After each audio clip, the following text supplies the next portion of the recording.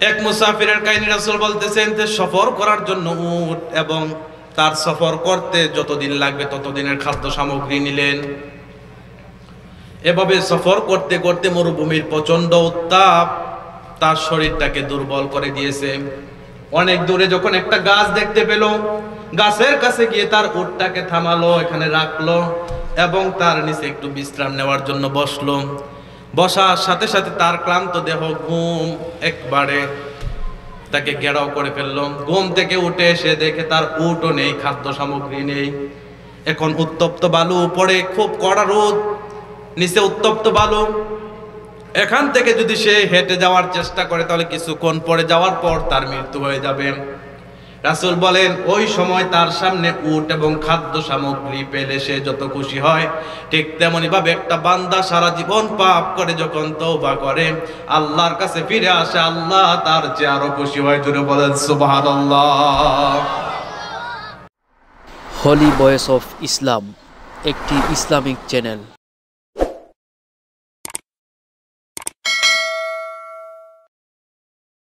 আসসালামু আলাইকুম ওয়া রাহমাতুল্লাহি ওয়া বারাকাতুহু।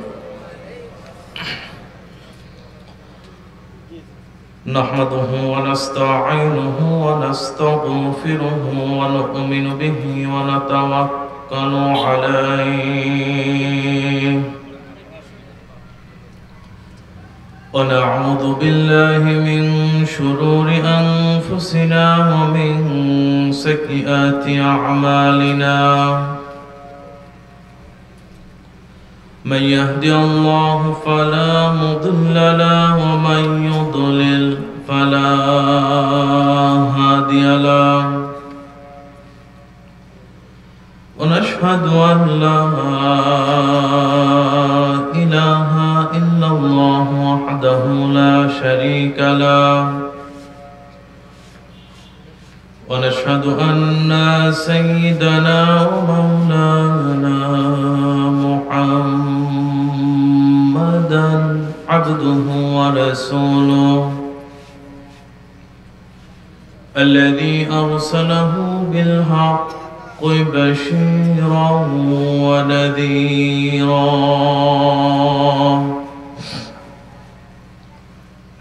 وداعيا إلى الله بإذنه وسراجا منيرا فقد قال الله تعالى في كلامه المجيد وبرهانه التوحيد জবান খুলে পড়েন আউযু বিল্লাহি মিনাশ শাইতানির রাজীম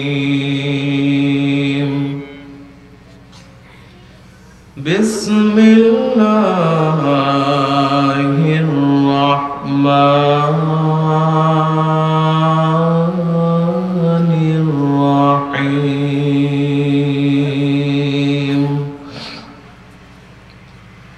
كل نفس بما كسبت رهينة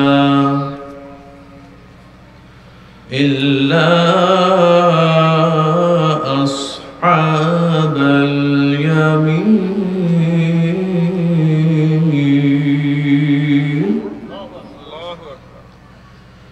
في جنات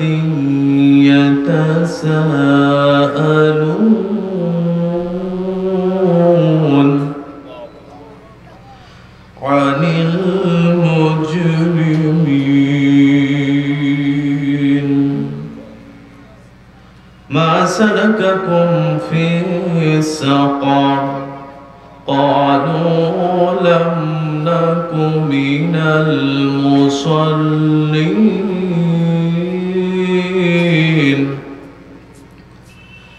ولم نك نطعم المسكين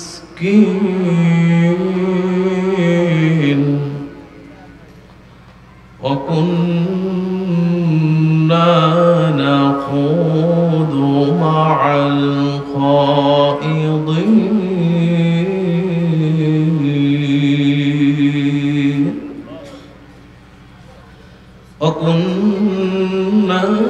نكذب بيوم الدين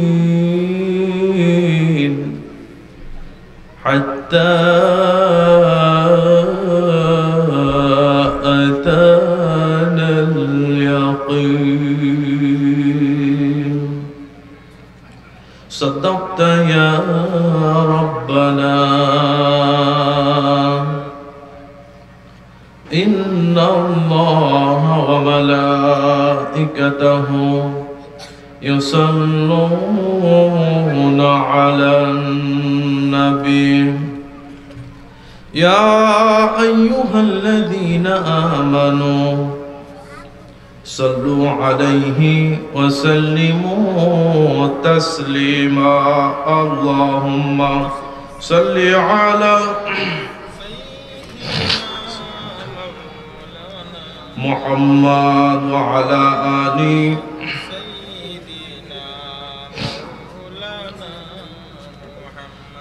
কত ব্যথা কত ভাবে সয়েছ যে তুমি তোমারই খুনে লাল তাই ফেরবমি ঠিক কিনা কত ব্যথা কত ভাবে সয়েছ যে তুমি তোমারই খুনে লাল তাই ফেরবমি ফেরেশতাই সে চায় ধ্বংসেরই হুকুম লৌহ মাখা মুহাম্মদ প্রাণেতে হাজরা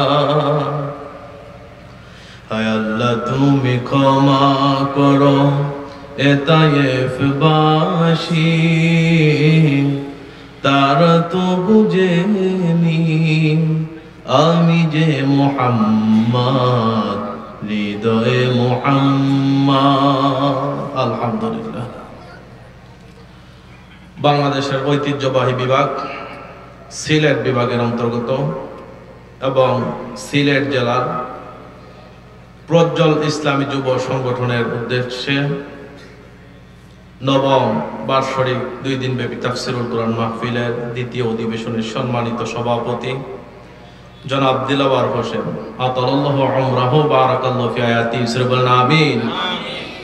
বিশেষ করে এই মাহফিলটাকে সাজাতে গিয়ে যারা কষ্ট করেছেন দিনরাত পরিশ্রম করেছেন প্রজ্জ্বল ইসলামী যুব সংঘের সমস্ত যুবক ভাইয়েরা এবং এই সংগঠনের সভাপতি মাহফুজ ভাই সহকারে আরো যারা সাহায্য করেছেন সহযোগিতা করেছেন কোরআনের এই মজলিসটাকে সাজানোর জন্য আজকের মাহফিলে আমন্ত্রিত উলামায়ে কেরাম বিশেষ করে সম্মানিত যিনি প্রধান আলোচক আপনাদের সিলেটের কৃতি সন্তান হযরত মাওলানা এম হাসিবুর রহমান আতাল্লাহু উমরাহু বারাকাল্লাহু ফি আয়াতি বলেন আমিন। বাদ মাগরিব আলোচনা করেছেন হাজার হাজার আলেমের উস্তাদ হযরত মাওলানা আব্দুল মতিন চৌধুরী আল্লাহ হুজুরকে দীর্ঘ হায়াত দান করুক সকলে বলেন আমিন। আরো আমন্ত্রিত উলামায়ে কেরাম সামনে বসা কোরআন প্রেমিক ইসলাম প্রেমিক তাওহীদ প্রেমিক রাসূল প্রেমিক মুসলমান ভাইরা সকলকে নিয়ে মহান মনিব আল্লাহ রাব্বুল আলামিনের দরবারে শুকরিয়া আদায় করি যিনি আমাদেরকে কোরআন শোনার জন্য না অন্য কোনো উদ্দেশ্য আছে বলেন কোরআন শোনার জন্য দল মত নির্বিশেষে কাঁধে কাঁধ মিলিয়ে কই ছাউনির নিচে বসার তৌফিক দিয়েছেন সে মহান মনিব আল্লাহ রাব্বুল আলামিনের দরবারে শুকরিয়া তান করে আলহামদুলিল্লাহ দরুদ প্রেরণ করছি বিশ্বনবী হযরত মুহাম্মদুর রাসূলুল্লাহ সাল্লাল্লাহু আলাইহি ওয়াসাল্লামের দরবারে যার আগমনে জানতে পারলাম সহিহ বুখারীর হাদিস আল্লাহ রাসূল সাল্লাল্লাহু আলাইহি ওয়াসাল্লাম বলেন মান আহাব্বা সুন্নতি ফাকাদ আহাব্বানি ওয়া মান আহাব্বানি কানা মা'i ফিল জান্নাহ জোরে বলেন আল্লাহু আকবার। রাসূলের ছোট্ট একটা হাদিস কেউ যদি হাদিসটাকে ইমানের মাপকাঠি বানায় আর সে অনুযায়ী যদি নিজের ঈমানটাকে সৌন্দর্যমণ্ডিত করতে পারে ঈমানটাকে সাজাতে পারে আল্লাহ রাসূল সাল্লাল্লাহু আলাইহি ওয়াসাল্লামের পবিত্র জবানে বলেন কানা মা'i ফিল জান্নাহ সেই ব্যক্তি কিয়ামতের ময়দানে জান্নাত আমার সাথে থাকবে সুবহানাল্লাহ বলতে পারে কিয়ামতের ময়দানে রাসূলের সাথে জান্নাতে যাওয়া এটা কি সাধারণ কোনো ব্যাপার বলেন এখন শর্ত হচ্ছে মান আহাব্বা সুন্নতি রাসূলের সুন্নাতকে ভালোবাসা লাগবে এখন কেউ যদি রাসূলের সুন্নাতকে ভালোবাসে, এজন্য আপনি তাকে তার যোগ্যতা, যতটুকু যোগ্যতা আছে, তার যতটুকু পাওয়ার ক্ষমতা আছে, এই পাওয়ার এবং ক্ষমতা থেকে আপনি বঞ্চিত করেন রাসূলের সুন্নাহকে ভালোবাসার কারণে, তাহলে আপনি কি রাসূলের উম্মাহ না দুশমন? বলেন। এমন দুশমন তো বাংলাদেশে নেই, আছে আছে আছে। বিশেষ করে এই তেজগাঁও, আপনারা সকলে দেখেছেন আরঙ্গের কাহিনী। যুবক রাসূলের সুন্নাহ দাড়ি রাখার কারণে তার যোগ্যতা থাকা সত্ত্বেও তাকে শর্ত দেওয়া হয়েছে, দাড়ি চাচবা না হয় তোমার চাকরি হবে না, নাকি? যারা এই কাজগুলো করে 90% মুসলমানের রাষ্ট্রে আল্লাহর রাসূল সাল্লাল্লাহু আলাইহি সাল্লামের একটা সুন্নাহকে এভাবে প্রকাশ্য অপমান করে, তারা কি রাসূলের উম্মাহ না রাসূলের দুশমন? বলেন। তারা আব্দুল্লাহ ইবনে উবাইর মতো যদিও মুসলমান সেজে বসে আছে, কিন্তু তারা টাটকা মুনাফিক। ঠিক। এই মুনাফিকদের যে পণ্য আছে, ঈমানের দাবি হচ্ছে তাদের সহকারে তাদের পণ্য বয়কট করা। ঠিক।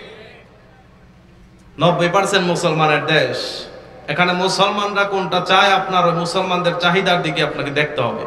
তাছাড়া আপনি রাসূলের উম্মাহ, ব্যক্তিগতভাবে আপনি হয়তো একটা সুন্নাহ পালন করতে পারেন না, এর জন্য আল্লাহর কাছে আপনাকে জবাব দিতে হবে। কিন্তু প্রকাশ্যে ভাবে যারা রাসূলের সুন্নাহ পালন করার কারণে যোগ্যতা থাকা সত্ত্বেও তাদেরকে অবহেলা করা হয় এবং স্পষ্ট বলে দেওয়া হয় তোমার মুখে দাড়ি আছে এজন্য আমি নিতে পারতেছি না, তারা কি রাসূলের উম্মাহ না রাসূলের দুশমন? আরো জোরে বলেন। এমন দুশমন কিন্তু এক দুই জায়গায় না, সারা বাংলা সারা বিশ্বে জায়গায় জায়গায় ছিটিয়ে ছড়িয়ে আছে। বড় বড় দাড়ি টুপিওয়ালা অনেক মানুষ এমন আছে, রাসূলের সুন্নাহ পালন করে, যার কারণে তাদেরকে ঘৃণা করে। এজন্য কিয়ামতের ময়দানে রাসূলের সাথে যদি আপনি জান্নাতে থাকতে চান, তাহলে রাসূল বলেন মান আহাব্বা সুন্নতি, আমার সুন্নতকে ভালোবাসা লাগবে। শুধু ভালোবাসলে হবে না, রাসূলের সুন্নাহকে ভালোবাসার সাথে সাথে ইত্তেবা করা লাগবে, এগুলোকে মেনে নেওয়া লাগবে, নাকি? বলেন। আল্লাহ রাব্বুল আলামিন বলেন কুল ইন কুনতুম তুহিব্বুনাল্লাহা ফাত্তাবিউনি ইউহিব্বুকুমুল্লাহ। হে রাসূল, আপনি জানিয়ে দেন যারা ঈমানের দাবি করে, যারা নিজেদেরকে ঈমানদার বলে পরিচয় দেয়, যারা নিজেদেরকে মুমিন বলে পরিচয় দেয়, যারা আপনার উম্মত বলে নিজেদেরকে পরিচয় দিতে ভালোবাসে, তাদেরকে আপনি বলে দেন তুহিব্বুনাল্লাহ, যদি তোমরা আল্লাহর ভালোবাসা পেতে চাও তাহলে ফাত্তাবিউনি, আমি রাসূলকে অনুসরণ করো। কি করো? সকলে বলা লাগবে, কি করো? হাদিসে রাসূল বলে ভালোবাসা লাগবে, কোরআনে আল্লাহ বলেন অনুসরণ করা লাগবে। এই আয়াতের তাফসীর করতে গিয়ে তাফসীর ইবনে কাসিরের মধ্যে হাফেজ ইমামউদ্দিন ইবনে কাসির রাহিমাহুল্লাহ খুব সুন্দর একটি ব্যাখ্যা দিয়েছেন।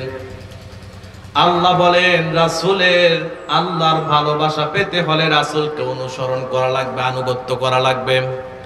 রাসূল যেটাকে হ্যাঁ বলেছে এটা হ্যাঁ বলে মেনে নেওয়া লাগবে, রাসূল যেটাকে না বলেছে এটা বিনা বাক্যে না বলে মেনে নেওয়া লাগবে। এটার নাম হচ্ছে ইত্তেবা। আর আল্লাহ বলেন ফাত্তাবিউনি, রাসূলের আনুগত্য করো। আর বুখারীর হাদিস আল্লাহ রাসূল সাল্লাল্লাহু আলাইহি সাল্লাম বলেন লা ইউমিনু আহাদুকুম হাত্তা আকুনা আহাব্বা ইলাইহি মিন ওয়ালিদিহি ওয়া ওয়ালাদিহি ওয়ান নাসি আজমাইন। আল্লাহু আকবার। রাসূল জানালেন তোমরা কেউ ততক্ষণ পর্যন্ত ঈমানদার হতে পারবে না, নিজেদেরকে মুমিন পরিচয় দিলেও এটা নিরর্থক হয়ে যাবে, যতক্ষণ না আমি রাসূল তার কাছে তার পরিবার পরিজন সারা বিশ্বে যত মানুষ আছে এবং কি তার নিজের থেকে আমি বেশি প্রিয় হব। রাসূল বলেন নিজের জীবন থেকেও আরো প্রিয় হতে হবে রাসূল। আল্লাহ বলেন ইত্তেবা করা লাগবে। এই আয়াত এবং হাদিসের সমন্বয় তাফসীর ইবনে কাসিরের মধ্যে হাফেজ ইমামউদ্দিন ইবনে কাসির রাহিমাহুল্লাহ বলেন ইত্তেবা এবং ভালোবাসা হচ্ছে পেট এবং পিঠের মতো। পেট ছাড়া যেভাবে পিঠের কোনো অস্তিত্ব থাকে না, পেট না থাকলে যেভাবে পিছনের অংশটাকে পিঠ বলা যায় না, ঠিক একইভাবে পিঠ না থাকলেও পেটের অস্তিত্ব থাকে না। অর্থাৎ একটা ছাড়া আরেকটা অচল। পেট ছাড়া পিঠের কোনো অস্তিত্ব নেই, একইভাবে পিঠ ছাড়া পেটের কোনো অস্তিত্ব নেই। ঠিক তেমনি ভাবে রাসূলের ইত্তেবা ছাড়া ভালোবাসার কোনো প্রমাণ আপনি দেখাতে পারবেন না, আর ভালোবাসা ছাড়া ইত্তেবা কোনোদিনও সম্ভব হয় না। এজন্য আল্লাহ বলেন ফাত্তাবিউনি, হে রাসূল আপনি জানিয়ে দেন তোমরা আমাকে পাই টু পাই আমি যেটা বলেছি এটা বিনা বাক্যে আমার অনুসরণ করো। এই নির্দেশ কার? আর যারা বলেন কোরআনে কারীম জানিয়েছেন মা আতাকুমুর রাসূলু ফাখুযু ওয়া মা নাহাকুম আনহু ফান্তাহু। জোরে বলুন আল্লাহু আকবার। আল্লাহ রাব্বুল আলামিন বলেন ওমা আতাকুমুর রাসূলু ফাকুযু, আল্লাহর রাসূল আল্লাহর পক্ষ হতে যতগুলো বিধিবিধান তোমাদের মধ্যে নিয়ে এসেছে, যে জিনিসটা যেভাবে নিয়ে এসেছে তোমরা সেই জিনিসটাকে সেভাবে আঁকড়ে ধরো। ওমা নাহাকুম আনহু ফান্তাহু, এবং যেই বিষয়গুলো থেকে তোমাদেরকে বারণ করেছে, নিষেধ করেছে, এই বিষয়গুলো ভালো না, স্পষ্টভাবে ঘোষণা দিয়ে দিয়েছে ওই বিষয়গুলো ঈমানের দাবি হচ্ছে বর্জন করা। এখন এই রাসূলের প্রত্যেকটা কথাকে পাই টু পাই মানা লাগবে, এই নির্দেশ দিয়েছেন আল্লাহ। কে বলে? এখন আপনি যদি বলেন আমি মন মতো মানবো, যতটুকু আমার সুবিধা, আমার পীর বাবা যতটুকু মানে আমি ততটুকু মানবো, তার বাহিরে মানবো না, তাহলে এটা কি ইত্তেবা হবে? বলে এজন্য রাসূলকে অনুসরণ করা লাগবে পুরোপুরি। কেউ যদি অর্ধেক অনুসরণ করে আর কিছু বেদাত নিয়ে আমলগুলোকে সাজায়, কিয়ামতের ময়দানে যখন আল্লাহর রাসূল সাল্লাল্লাহু আলাইহি সাল্লাম হাউজে কাউসারে দাঁড়িয়ে যাবেন, সব মানুষ যখন ইয়া নাফসি পড়তে থাকবে, মা তার সন্তানকে চিনবে না, সন্তান তার মা বাবাকে সন্তান বলে পরিচয় দিবে না। প্রত্যেক মানুষ যখন উলঙ্গ অবস্থায় জিহ্বাটা কুকুরের মতো ছেড়ে দিয়ে পাগলের মতো দৌড়াবে আর ইয়া নাফসি পড়বে, সেই দিন আপনার মা বাবা থেকে আরো একজন আপন লোক পাওয়া যাবে, তিনি হচ্ছেন আমার আপনার নবী, বিশ্ব নবী মুহাম্মদুর রাসূলুল্লাহ সাল্লাল্লাহু আলাইহি ওয়াসাল্লাম। প্রত্যেকে সেদিন বলবে ইয়া নাফসি, নিজে কিভাবে বাঁচা যায় এই সুযোগ তালাশ করবে, এবং কি প্রত্যেক নবী রাসূলরা পর্যন্ত সেদিন ইয়া নাফসি করবে। কিন্তু একজন ব্যক্তি সেদিন ব্যতিক্রম থাকবে, তিনি হলেন বিশ্ব নবী হযরত মুহাম্মদুর রাসূলুল্লাহ সাল্লাল্লাহু আলাইহি ওয়াসাল্লাম। তিনি তার মার কথা বলবেন না, তার বাবার কথা বলবেন না। সারাটি জীবন যিনি ঢালের মতো রাসূলকে কাফেরদের অত্যাচার নির্যাতন থেকে রক্ষা করেছেন, আবু তালেব, তার কথাও বলবেন না। সেদিন রাসূলের মুখে একটাই কথা থাকবে, উম্মতি উম্মতি। জোরে বলুন আল্লাহু আকবার। এখন যেই রাসূল আমাদের জন্য এত পাগল, যেই রাসূল কিয়ামতের ওই কঠিন বিভীষিকাময় কিয়ামতের কঠিন দিনেও যিনি আমাদেরকে স্মরণ করবেন, ভুলে যাবেন না, সেই রাসূলকে অনুসরণ কি 100 করতে হবে না 50 করলে হবে? বলেন। এখন কেউ যদি 50 করে তার ঈমানটা টিকবে? এই কথা বলা লাগবে। কেউ যদি বলে আমি আংশিক অনুগত্য করব, আংশিক ভাবে রাসূলের অনুসরণ করব, আমার ব্যক্তিগত জীবনে যতটুকু সুবিধা আমি রাসূলকে ততটুকু মানবো, তার বাহিরে আমি মানবো না, তাহলে তার উদাহরণ হলো ওই ব্যক্তির মতো যেই ব্যক্তি তার মন মতো দেহের একটা অংশ মশারির ভেতর ঢুকালো আর বাকি অংশটা মশারির বাহিরেই রেখে দিয়েছে। মশার কামড় থেকে বাঁচতে হলে যেভাবে পুরাটা দেহ মশারির ভিতরে ঢুকাতে হবে, ঠিক তেমনি ভাবে কিয়ামতের ময়দানে রাসূলের সুপারিশ পেতে হলে এবং জাহান্নামের কঠিন শাস্তি থেকে বাঁচতে হলে অবশ্যই রাসূলের আনুগত্য করা লাগবে। আর রাসূলের আনুগত্য করার অপরিহার্য একটা দাবি হচ্ছে রাসূলকে ভালোবাসা লাগবে।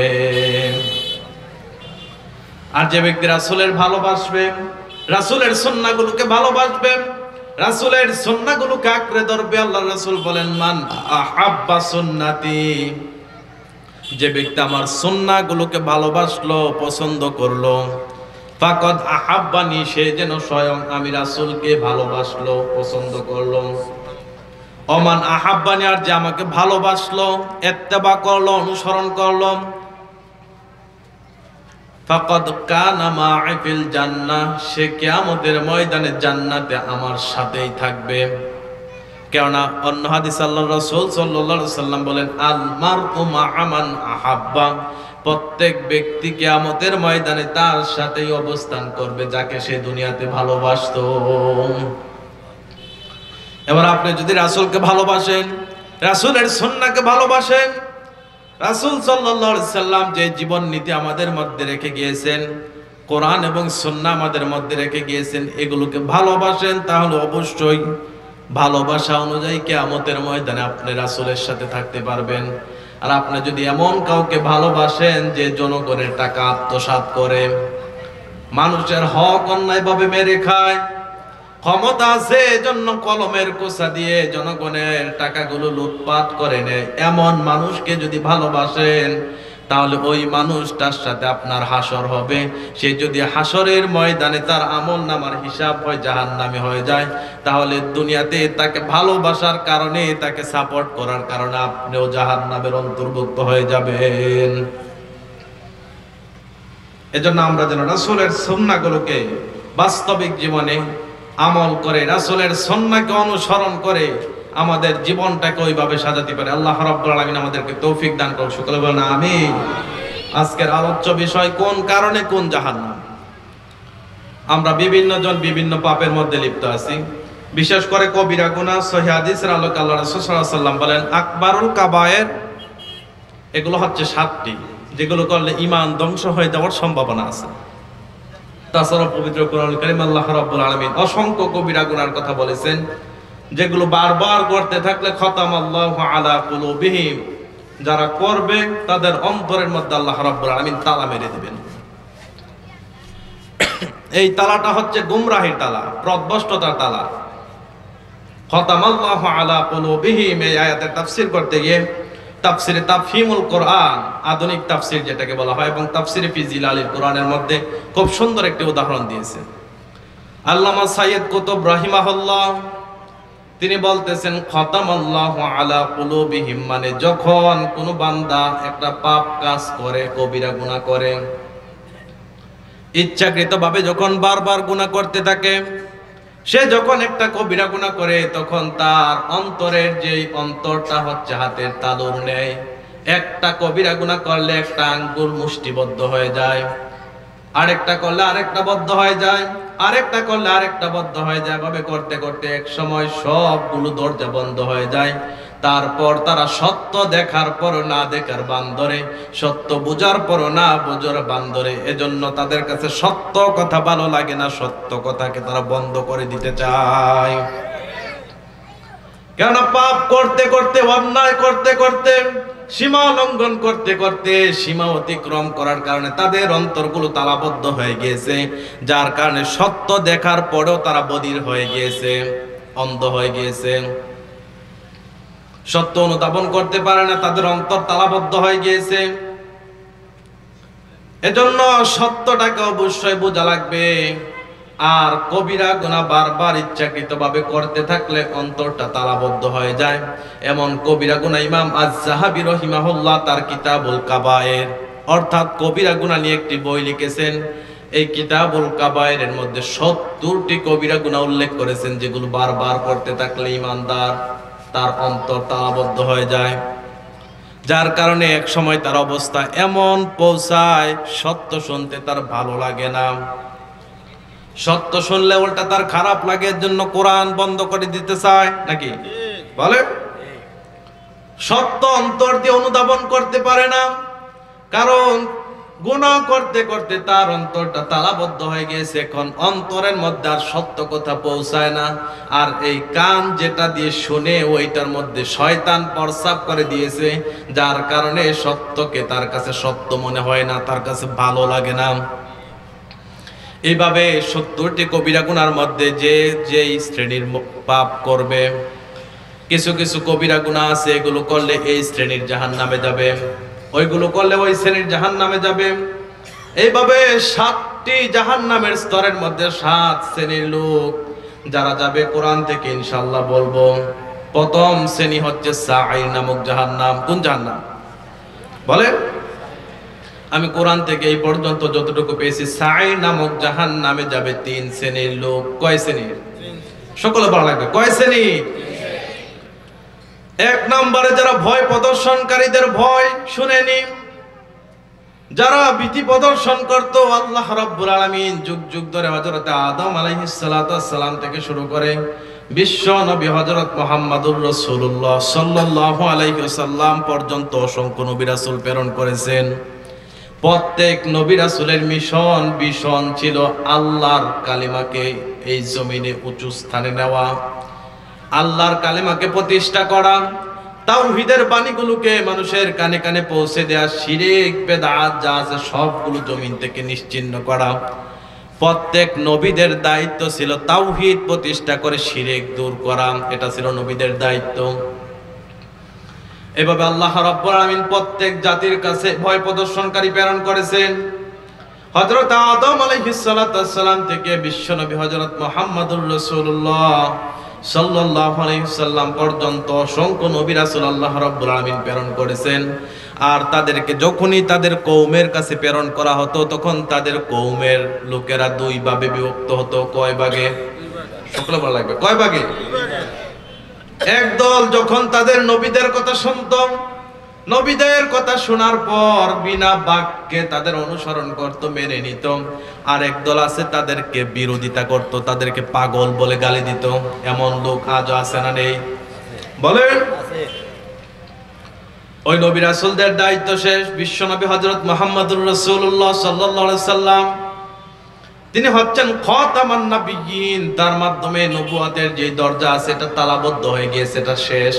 তারপর আর কোনো নবী আসবে না। তারপর যদি কেউ বিশ্বাস করে বিশ্ব নবীর পর নবী আসবে, তাহলে সে ঈমানদার না কাফের? আর জোরে বলেন। এই আয়াতের অনুসরণ করতে গিয়ে আয়াত যদি আপনি ঈমানের মাপকাঠি বানান, খাতামান নবিয়্যিন, আল্লাহ বলেন বিশ্বনবী হযরত মুহাম্মদুর রাসূলুল্লাহ সে হচ্ছে আখিরি জামানার পয়গাম্বর, তার মাধ্যমে নবুয়তের দরজা বন্ধ হয়ে গেছে। এরপরও যদি কেউ বিশ্বাস করে তারপরে কোনো নবী আসবে, তাহলে সে ঈমানদার না বেঈমান? তাহলে বলেন তো, কাদিয়ানীরা ঈমানদার না বেঈমান? তাদেরকে মুসলিম পরিচয় দেওয়া কি অধিকার আছে? বলেন। বিশ্বনবীকে তারা আখিরি জামানার নবী মানে না। বিশ্বনবীর মাধ্যমে নবুয়তের সব দরজা বন্ধ হয়ে গেছে। এই বিশ্বাস তারা না করার কারণে তারা টাটকা বেঈমান হয়ে গেছে, কাফের হয়ে গেছে, এতে কোনো সন্দেহ নেই। আর এই কাদিয়ানীদের নতুন একটা এজেন্ট হচ্ছে হিজবুত তাওহীদ। আপনার নাম শুনছেন? কোরআনের অনেক ফরজ বিধানগুলো ডাইরেক্ট অস্বীকার করে। আপনি যদি কোরআনের একটা ফরজ বিধান অস্বীকার করেন, ওই মুহূর্তে আপনি কাফের হয়ে গেছেন। তওবা করে আবার ঈমান আনা লাগবে। এখন যারা মসজিদের মধ্যে অর্ধ উলঙ্গ নারীদেরকে নিয়ে যায়, পর্দা ছাড়া যারা তাদের কার্যক্রম চালায়, ছেলে মেয়ে একসাথে সেমিনার করে, এবং কি পর্দা যারা অস্বীকার করে, ইসলামে নাকি পর্দা নেই, যাদের এই আকীদা, তারা কি ঈমানদার না বেঈমান? বলেন। বিশ্বনবীর মাধ্যমে নবুয়তের দরজা বন্ধ হয়ে গিয়েছে। আল্লাহর রাসূল সাল্লাল্লাহু আলাইহি সাল্লাম আল্লাহ রাব্বুল আলামিনের প্রেরিত রাসূলদের মধ্যে সর্বশেষ রাসূল এবং সর্বশ্রেষ্ঠ রাসূল, তার মাধ্যমে নবুয়তের সব দরজা বন্ধ হয়ে গিয়েছে। এখন রাসূল দুনিয়া থেকে চলে যাবে, তার দায়িত্বটা পালন করবে কে? আল্লাহর রাসূল সাল্লাল্লাহু আলাইহি সাল্লাম তার যে নবুয়তের দায়িত্বটা ছিল, এটা তিনি যথাযথভাবে পালন করেছেন, এবং পালন করার পরেও বিদায় হজের মাঠে আল্লাহর রাসূল সাল্লাল্লাহু আলাইহি সাল্লাম সমস্ত উম্মাহের উপরে এই দায়িত্বটা দিয়ে গিয়েছেন। বিশেষ করে উম্মাহের সর্বশ্রেষ্ঠ সন্তান আলেমদের উপরে এই দায়িত্ব দিয়ে দিয়েছেন। আল্লাহ রাসূল সাল্লাল্লাহু আলাইহি সাল্লাম বলেন, ইন্নামাল উলামা ওয়ারাসাতুল আম্বিয়া, নিঃসন্দেহে উলামায়ে কেরাম যারা আলেম উলামা, তারা হচ্ছে নবীগণের ওয়ারিস।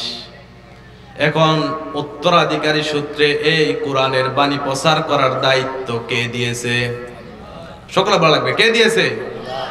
রাসূল। তারপর আবার রাসূলের যে দায়িত্ব আছে এটা তিনি পরিপূর্ণভাবে পালন করে গিয়েছেন, কিয়ামতের আগ পর্যন্ত যেন এটা কায়েম এবং দায়েম থাকে। এজন্য রাসূল আবার আলেমদের উপরে এই দায়িত্ব দিয়ে দিয়েছেন যে কোরআন প্রচার করা তাদের দায়িত্ব। আমার নবুয়তের যে উত্তরসূরি হবে তারা হচ্ছে আলেম সমাজ। রাসূল এই দায়িত্ব দিয়েছেন আমাদের উপর। আমরা এই হক কথা বলার কারণে আপনি যদি বলেন ঘাড় মটকে দেব, হাত ভেঙে দেব, তাহলে আপনি আলেমের হাত ভাঙতেছেন না, আপনি রাসূলের হাত ভাঙতেছেন। কারণ এই দায়িত্ব কেউ দেয় না, এই রাসূল দিয়েছেন।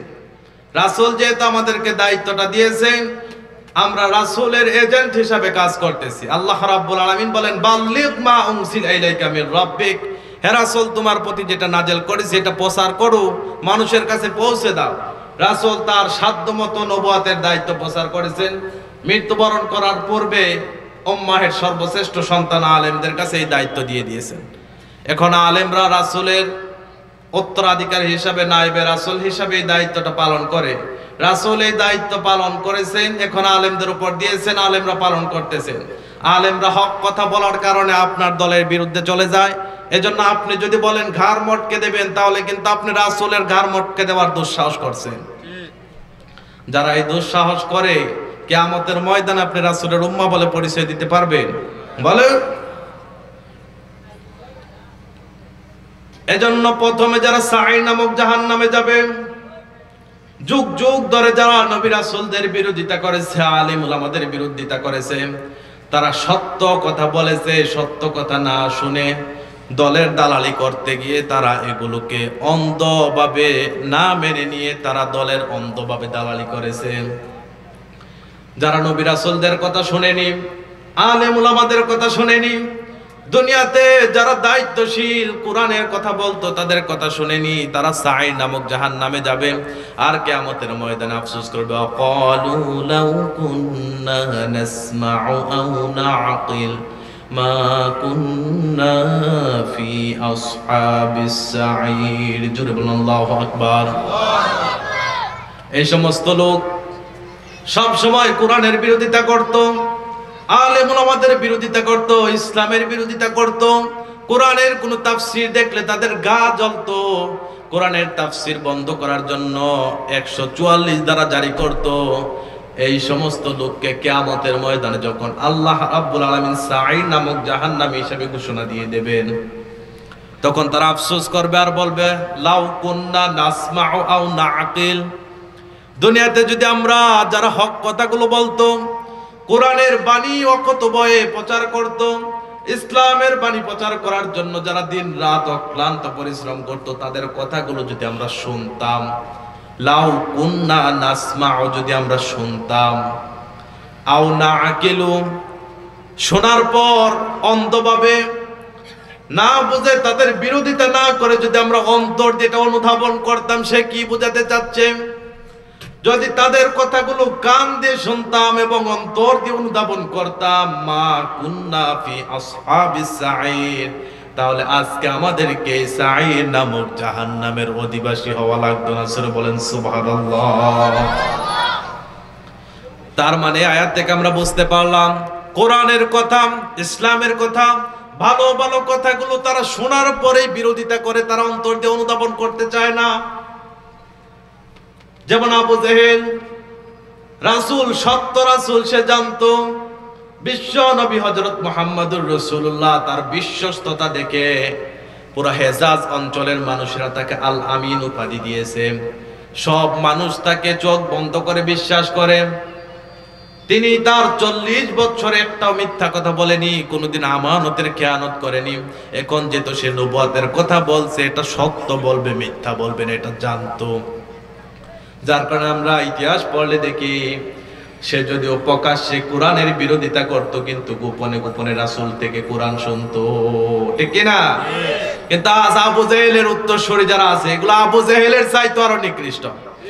আবু জেহেল গোপনে গোপনে কোরআন শুনতো, আর এই সমস্ত লোকগুলো কোরআনের মঞ্চে সে কোরআনের তাফসীরকে বাধা দেয়। তারা আপনারা বলেন, তা আবু জেহেল গোপনে গোপনে কোরআন শুনতো, আর এই সমস্ত মানুষ, সারা পৃথিবীর মানুষ মিডিয়ার সামনে এসে কোরআনের মাহফিলকে বাধা দেয়, তারা আবু জেহেলের চেয়েও আরো নিকৃষ্ট। আবু জেহেল জানতো বিশ্বনবী হযরত মুহাম্মদুর রাসূলুল্লাহ তিনি যে আল্লাহর পক্ষ হতে রাসূল, এটা সে জানতো, বুঝতো। বোঝার পরেও তার মধ্যে চিন্তা ছিল, যদি আমি রাসূলের রিসালাতকে মেনে নেই, তার নবুয়তকে মেনে নেই, তাকে যদি আমি নবী হিসাবে মেনে নেই, তাহলে আমার ক্ষমতা যাবে। বলে, এক নাম্বার আমার ক্ষমতা যাবে, দুই নম্বরে অন্যায়ভাবে আমি এই হেজাজ অঞ্চলের বিচারগুলো করি, সকল আমাকে নেতা মানে। এই হেজাজ অঞ্চলে যত বিচার আছে সবগুলো আমি করি, এবং যারা নিচু শ্রেণীর লোক আছে, গরিব শ্রেণীর লোক আছে, তাদেরকে অত্যাচার করে তাদের থেকে মাল সম্পদ লুট করে নিতে পারি। আমি যদি মুহাম্মদকে রাসূল হিসাবে মেনে নেই তাহলে আমার ওই ক্ষমতা থাকবে না, লুট করার ক্ষমতা থাকবে না।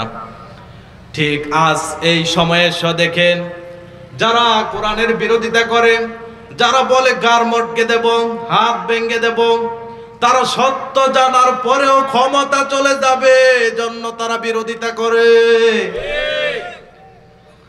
আজ থেকে 1400 বছর আগের চিত্র আর এখনের চিত্র মিলিয়ে দেখেন। আবু জেহেল জানতো রাসূল সত্য কথা বলেন, রাসূলের রিসালাত সত্য, কোরআনের যেই বাণীগুলো আছে এগুলো আমাদের সাধারণ মানুষ দ্বারা বানানো সম্ভব না, এগুলো সত্য। জানার পরেও তার মধ্যে চিন্তা ছিল আমার ক্ষমতা যাবে জন্য মুহাম্মদকে মানব না। ঠিক একই কায়দায় বর্তমান সমাজও দেখেন যারা বিরোধিতা করে তারা কিন্তু মুসলমানের ঘরের মুসলমান, তারা জানে কোরআন সত্য। আজ থেকে 1400 বছর আগ পর্যন্ত এখন পর্যন্ত অনেক মানুষ চ্যালেঞ্জ করেও কোরআনের একটা নক্তা বল ধরতে পারেনি। সুতরাং এটা সত্য, এই কথাগুলো সত্য। যারা কোরআনের কথা বলে তারা সত্য কথা বলে, এটা জানার পরেও তারা এই চিন্তা করে এখন যদি আমি তাদের এই সত্য কথা মেনে নেই তাহলে 1 নাম্বার আমার ক্ষমতা যাবে, 2 নাম্বার আমি যে কলমের এক কোচায় জনগণের কোটি কোটি টাকা আত্মসাৎ করে নিয়ে নেই, এক রাতে আঙ্গুল ফুলে কলা গাছ হয়ে যায়, এগুলো সব বন্ধ হয়ে যাবে। এ কথা বলেন কেন? না সিলেটে এমন লোক নেই? বলেন। তারা জানে কোরআনের বাণী সত্য। যারা কোরআন প্রচার করে দিন রাত অক্লান্ত পরিশ্রম করে তাদের কথাগুলো সত্য জানার পরেও মানে না, শুধু একমাত্র কারণ হচ্ছে আমি যদি তাদেরকে মেনে নেই তাহলে আমার বাম হাতের যে ইনকাম আছে সব বন্ধ হয়ে যাবে, এজন্য তারা মানে না। শোনার পর বুঝলেও না বোঝার বান্দরে কোরআনের মঞ্চগুলোতে আক্রমণ করে কোরআনের মাহফিলগুলোকে বাধা দেয়। যারা এই কাজগুলো করতেছে আজ সামান্য একটু লাভের জন্য, কিয়ামতের ময়দানে তাদের এই কাজটাই আফসোসের কারণ হবে। কিয়ামতের ময়দানে আল্লাহ রাব্বুল আলামিন যখন তাদেরকে আল্লাহর গোপন সিসি ক্যামেরায় সব কিন্তু ভিডিও হচ্ছে, আল্লাহ যখন ভিডিও প্লে করে তাদেরকে দেখাবেন, তারা দেখবে আর আফসোস করবে আর চিৎকার করতে করতে বলবে লাউ কুন্না নাসমাউ আও নাআকিলু মা কুন্না ফি আসহাবিস সাঈর। আমরা যদি অন্ধভাবে দালালি না করে তাদের কথাগুলো ভালোভাবে শুনতাম।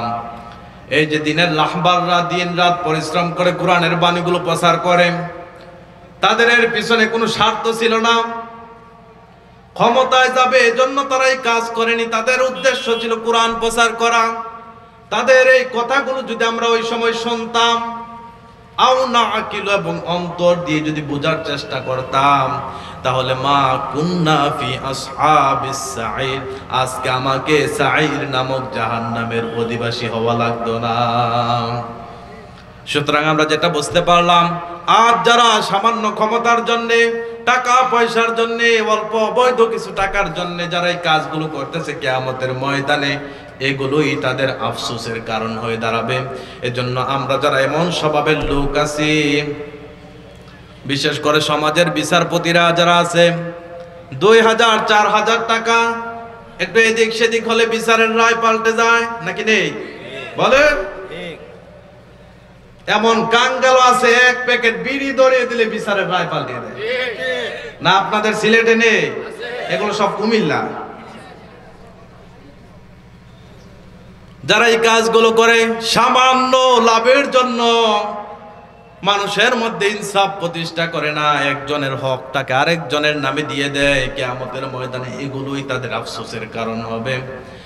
তার মানে আমরা বুঝতে পারলাম সাঈর নামক জাহান্নামে যারা যাবে তারা হচ্ছে ওই সমস্ত লোক যারা নবী রাসূলদের বিরোধিতা করত, যারা ইসলামের বিরোধিতা করত, যারা হক কথার বিরোধিতা করত।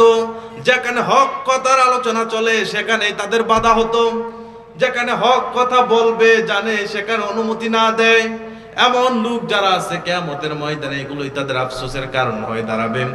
2 নাম্বার সাঈর নামক জাহান্নামে যাবে তারা যারা অন্যায়ভাবে ইয়াতিমদের মাল আত্মসাৎ করে। এমন লোক বাংলাদেশে নেই? বলে। এবার আসুন ইয়াতিম শব্দের ব্যাখ্যাটা একটু করি। তাফসির মারিফুল কোরআনের মধ্যে আল্লামা মুহাম্মদ শফি রাহিমাহুল্লাহ খুব সুন্দর একটা ব্যাখ্যা দিয়েছেন। ইয়াতিম, ইয়াতিম মানে অধিকাংশ মুফাসসিরিন কিরাম বলেন ইয়াতিম মানে ওই লোক, ওই বাচ্চা, ওই নাবালেগ সন্তান যার বাবা নেই, সে এতিম। কিন্তু মুহাম্মদ শফি রাহিমাহুল্লাহ তার তাফসিরে মারিফুল কোরআনের মধ্যে এক্সেপশনাল একটা তথ্য দিয়েছেন। ইয়াতিম হচ্ছে প্রত্যেক মুখাপেক্ষী ব্যক্তি হচ্ছে ইয়াতিম, অর্থাৎ যিনি পরিবারের কর্তা তার কাছে তার পরিবারের সব সদস্যরা ইয়াতিম, যিনি সমাজের কর্তা মেম্বার তার কাছে তার ওয়ার্ডের যত মানুষ আছে সব ইয়াতিম, যিনি ইউনিয়নের কর্তা চেয়ারম্যান তার কাছে তার ইউনিয়নের যত মেম্বার আছে যত সদস্য আছে সবগুলো ইয়াতিম, আর যিনি রাষ্ট্রপ্রধান তার কাছে তার রাষ্ট্রের সমস্ত জনগণ ইয়াতিম। তার মানে আমরা এখানে যারা আছি সকলে রাষ্ট্রের কাছে ইয়াতিম। বলেন, কথা বলা লাগবে, বলেন। এখন কেউ যদি আমাদের সম্পদগুলো আত্মসাৎ করে নেয়, কেউ যদি আমাদের অর্থ দিয়ে, এই যে ভারতের নরেন্দ্র মোদী যার রক্ত যার হাত মুসলমানদের রক্তে ভেজা, এমন লোকের সংবর্ধনা আয়োজন করে, তাহলে সে কি আত্মসাৎকারী হিসাবে গণ্য হবে? বলেন। মুসলমানের রক্তে ভেজা এই হালাল পয়সা দিয়ে যারা অবৈধ মোদীকে বাংলাদেশে আনতে চায়, তারা অবশ্যই ইয়াতিমের মাল আত্মসাৎকারীতে অন্তর্ভুক্ত হয়ে যাবে।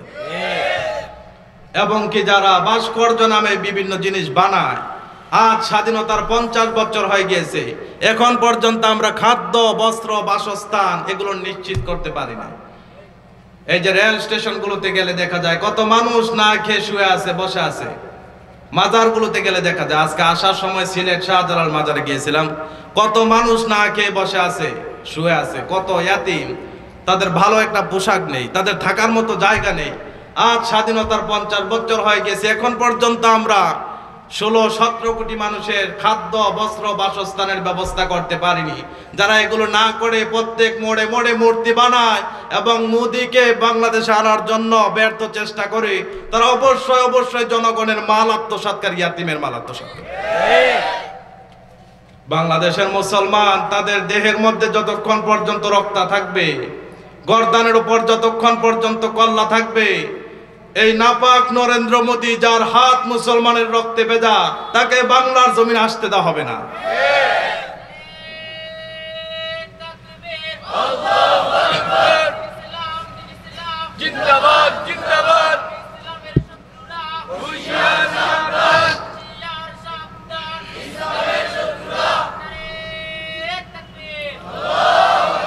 আল্লাহ রাসূল সাল্লাল্লাহু আলাইহি ওয়াসাল্লাম বলেন, মুসলিমরা হচ্ছে একটা দেহের মতো। দেহে একটা অঙ্গে যেভাবে আঘাত পেলে তার হৃদয়ের মধ্যে অনুভূতি হয়, মানুষের পায়ের মধ্যে আঘাত লাগলে যেভাবে কলিজার মধ্যে লাগে, ঠিক তেমনি ভাবে সারা বিশ্বের মুসলমানরা, যদিও তারা ছড়িয়ে ছিটে আছে, কিন্তু তারা একটা দেহ। দেহের পায়ে আঘাত লাগলে যেভাবে হৃদয়ের মধ্যে অনুভূতি হয়, ঠিক একইভাবে ভারতের মধ্যে মুসলমানদের উপর অত্যাচার করলে আমাদের হৃদয়ের মধ্যে অনুভূতি লাগে, আমাদের হৃদয়ের মধ্যে কষ্ট লাগে। এই নরেন্দ্র মোদী মুসলমানদেরকে অন্যায়ভাবে হত্যা করে, মসজিদ ভেঙে মন্দির বানায়। এই যে বাবরি মসজিদ, সে অন্যায়ভাবে ভেঙেছে, জুলুম করেছে, তার পাওয়ারে তার কিছু চেলাপেলা এগুলো করেছে। যারা এই কাজগুলো করেছে তারা মুসলমানদের উপর অত্যাচার করে, কিন্তু আমাদের এই স্বাধীন বাংলার ভূখণ্ডে তার এই নাপাক পা ফেলতে আমরা দেব না। সারা বাংলার মুসলমানদের একটাই দাবি, এই নাপাক নরেন্দ্র মোদী বাংলার এই শাহজালালের পবিত্র ভূমিতে আসতে পারবে না। বাংলার এই জমিনটা, এই ভূখণ্ডটা পবিত্র ভূখণ্ড, যেখানে শাহজালাল আমির রাহিমাহুল্লাহ, যার আল্লাহু আকবার ধ্বনিতে সমস্ত মন্দিরগুলো দলিত হয়ে গিয়েছে, সমস্ত নাপাকি দূর হয়ে গিয়েছে। এই বাংলার পবিত্র ভূখণ্ডের মধ্যে নাপাক মোদীকে আসতে দেওয়া হবে না। তারপরেও যারা জনগণের ইচ্ছার বিরুদ্ধে অবস্থান নেবে, বাংলার 16 কোটি মুসলিম তাওহীদের জনতা এগুলো কোনোদিন মেনে নিতে পারে না, পারবে না। সুতরাং তাওহীদি জনতা কি চায় সেটার দিকে আপনি লক্ষ্য করেন। 90% মুসলমানের দেশে রাসূলের সুন্নাহকে স্পষ্টভাবে ঘৃণা করে, রাসূলের সুন্নাহ পালন করার কারণে যোগ্যতা থাকা সত্ত্বেও চাকরি থেকে বরখাস্ত করা হয়। তাদের পণ্যগুলোকে বয়কট করা ইমানের দাবি। তাদেরকে বয়কট করা আমাদের প্রত্যেকের দায়িত্ব এবং কর্তব্য। সম্মানিত ভাইরা, এভাবে যারা ইয়াতিমের মালগুলো আত্মসাৎ করে, আমরা তাফসির মারিফুল কোরআন থেকে যেটা জানতে পারলাম, রাষ্ট্রের জনগণ তার সরকারের কাছে ইয়াতিম। এখন আপনারা বলেন তো, আমাদের মাল আত্মসাৎ হয় কি হয় না? বলেন। বাংলাদেশের রোড বানাতে গিয়ে, রাস্তা বানাতে গিয়ে, বড় বড় ভবন বানাতে গিয়ে রডের জায়গায় বাঁশ থাকে কি থাকে না? আরো জোরে বলেন। তাহলে এগুলো আত্মসাৎ, এতে কোনো সন্দেহ নেই। যারা আত্মসাৎ করবে কিয়ামতের ময়দানে আল্লাহ রাব্বুল আলামিন তাদেরকে ছাই নামক জাহান্নামে দিবেন। আল্লাহ রাব্বুল আলামিন বলেন, ইন্নাল্লাযীনা ইয়াকুলুনা আমওয়ালাল ইয়াতামা যুলমা ইন্নামা ইয়াকুলুনা ফী বুতুনিহিম নারা ওয়া সায়াসলাউনা সাঈরা। জোরে বলেন আল্লাহু আকবার। সূরা নিসার মধ্যে আল্লাহ রাব্বুল আলামিন বলেন, যারা অন্যায়ভাবে ইয়াতিমদের মালগুলো আত্মসাৎ করে, তারা দেখতেছে আমরা ভালো ভালো খাবার খাচ্ছি, তারা বড় অফিসার বসে আছে, শিক্ষিত শয়তান বড় বড় চেয়ারগুলো দখল করে রেখেছে, যারা কলমের এক খোসায় জনগণের লক্ষ কোটি টাকা হাতিয়ে নেয়, এমন মানুষগুলো যারা ইয়াতিমের মালগুলো আত্মসাৎ করে, ইয়াতিমের টাকাগুলোকে নিজের ব্যাংক ব্যালেন্স হিসাবে বাড়ায়, নিজেদের ব্যাংকে, নিজেদের অ্যাকাউন্টে যাদের ইয়াতিমের মাল সম্পদগুলোকে কেড়ে নিয়ে যায়, যারা এই কাজগুলো করে, তারা দেখতে পায় আমরা ভালো ভালো খাবার খাই, এই টাকাগুলো দিয়ে তাদের সংসার পরিবারগুলোতে খুব আরাম আয়েশে ভালো ভালো খাবারের আয়োজন করে। আল্লাহ রাব্বুল আলামিন বলেন, যদিও তারা দেখতেছে বড় বড় সুন্দর সুন্দর আপেল খায়, পোলাও কুরমা খায়, রোস্ট খায়, বিরিয়ানি খায়, তারা দেখতেছে এগুলো খাচ্ছে, কিন্তু আমি আল্লাহ বলি না, ইন্নামা ইয়াকুলুনা ফী বুতুনিহিম নারা, তারা তাদের পেটের মধ্যে জাহান্নামের আগুন ঢুকাচ্ছে। যদিও তারা দেখতেছে আপেল খাচ্ছে, কিন্তু আল্লাহ বলেন এটা জাহান্নামের আগুন। ওয়া সায়াসলাউনা সাঈরা, আর অতি শীঘ্রই এই সমস্ত মানুষ যারা আছে, যারা ইয়াতিমের মালগুলো আত্মসাৎ করত, দুনিয়াতে অন্যায়ভাবে ইয়াতিমদের সম্পদগুলোকে কেড়ে নিত, এই কঠিন অবস্থাতে আমরা দেখেছি গত বছর এমন সময় করোনার খুব কঠিন অবস্থা ছিল। দায়িত্বশীলরা যখন, যারা দিনমজুর ছিল, তাদের রোজগার যখন বন্ধ হয়ে গিয়েছিল, তাদের পরিবারগুলো খুব টানা হেঁচড়া অবস্থা। যারা দিনমজুর ছিল, ভ্যান চালক, রিক্সা চালক, ডে লেবার, তাদের পরিবারগুলোতে যখন চুলার মধ্যে আগুন জ্বলছিল না, তখন কিছু সামান্য সামগ্রী দেওয়া হয়েছিল, কিন্তু দুর্ভাগ্যজনক হলেও সত্য, যারা দায়িত্বশীল ওই সামগ্রীগুলো পর্যন্ত আত্মসাৎ করেছে। কেউ কেউ মাটি পায় না, এজন্য চালের বস্তা দিয়ে পুকুর পুড়েছে, বলেন। কেউ কেউ খাটের অভাবে মরে, এজন্য তেলের কন্টিন দিয়ে খাট বানিয়েছে। আর ওই দিক দিয়ে যারা ডে লেবার, যাদের পাহাড়গুলোতে আগুন চলে না, তারা খাদ্যের অভাবে মরতেছে, আর এই সমস্ত মানুষগুলো তেলের কন্টিন দিয়ে খাট বানায়। আমি এটি ভারতের কথা বলতেছি নাকি? বলেন। বাংলাদেশের মানুষ এগুলো করে না, সব ফেরেশতা। যারা এই কাজগুলো করেছে, আত্মসাৎ করেছে, জনগণের সম্পদগুলোকে লুটপাট করে নিয়েছে, অন্যায় অবিচার করেছে, জুলুম করেছে, আল্লাহ রাব্বুল আলামিন বলেন, ওয়াসায়াসলাউনা সাঈরা, তাদের মৃত্যু হওয়ার সাথে সাথে আমি আল্লাহ রাব্বুল আলামিন তাদেরকে সাঈর নামক জাহান্নামে দেব। 3 নম্বর সাঈর নামক জাহান্নামে কারা যাবে?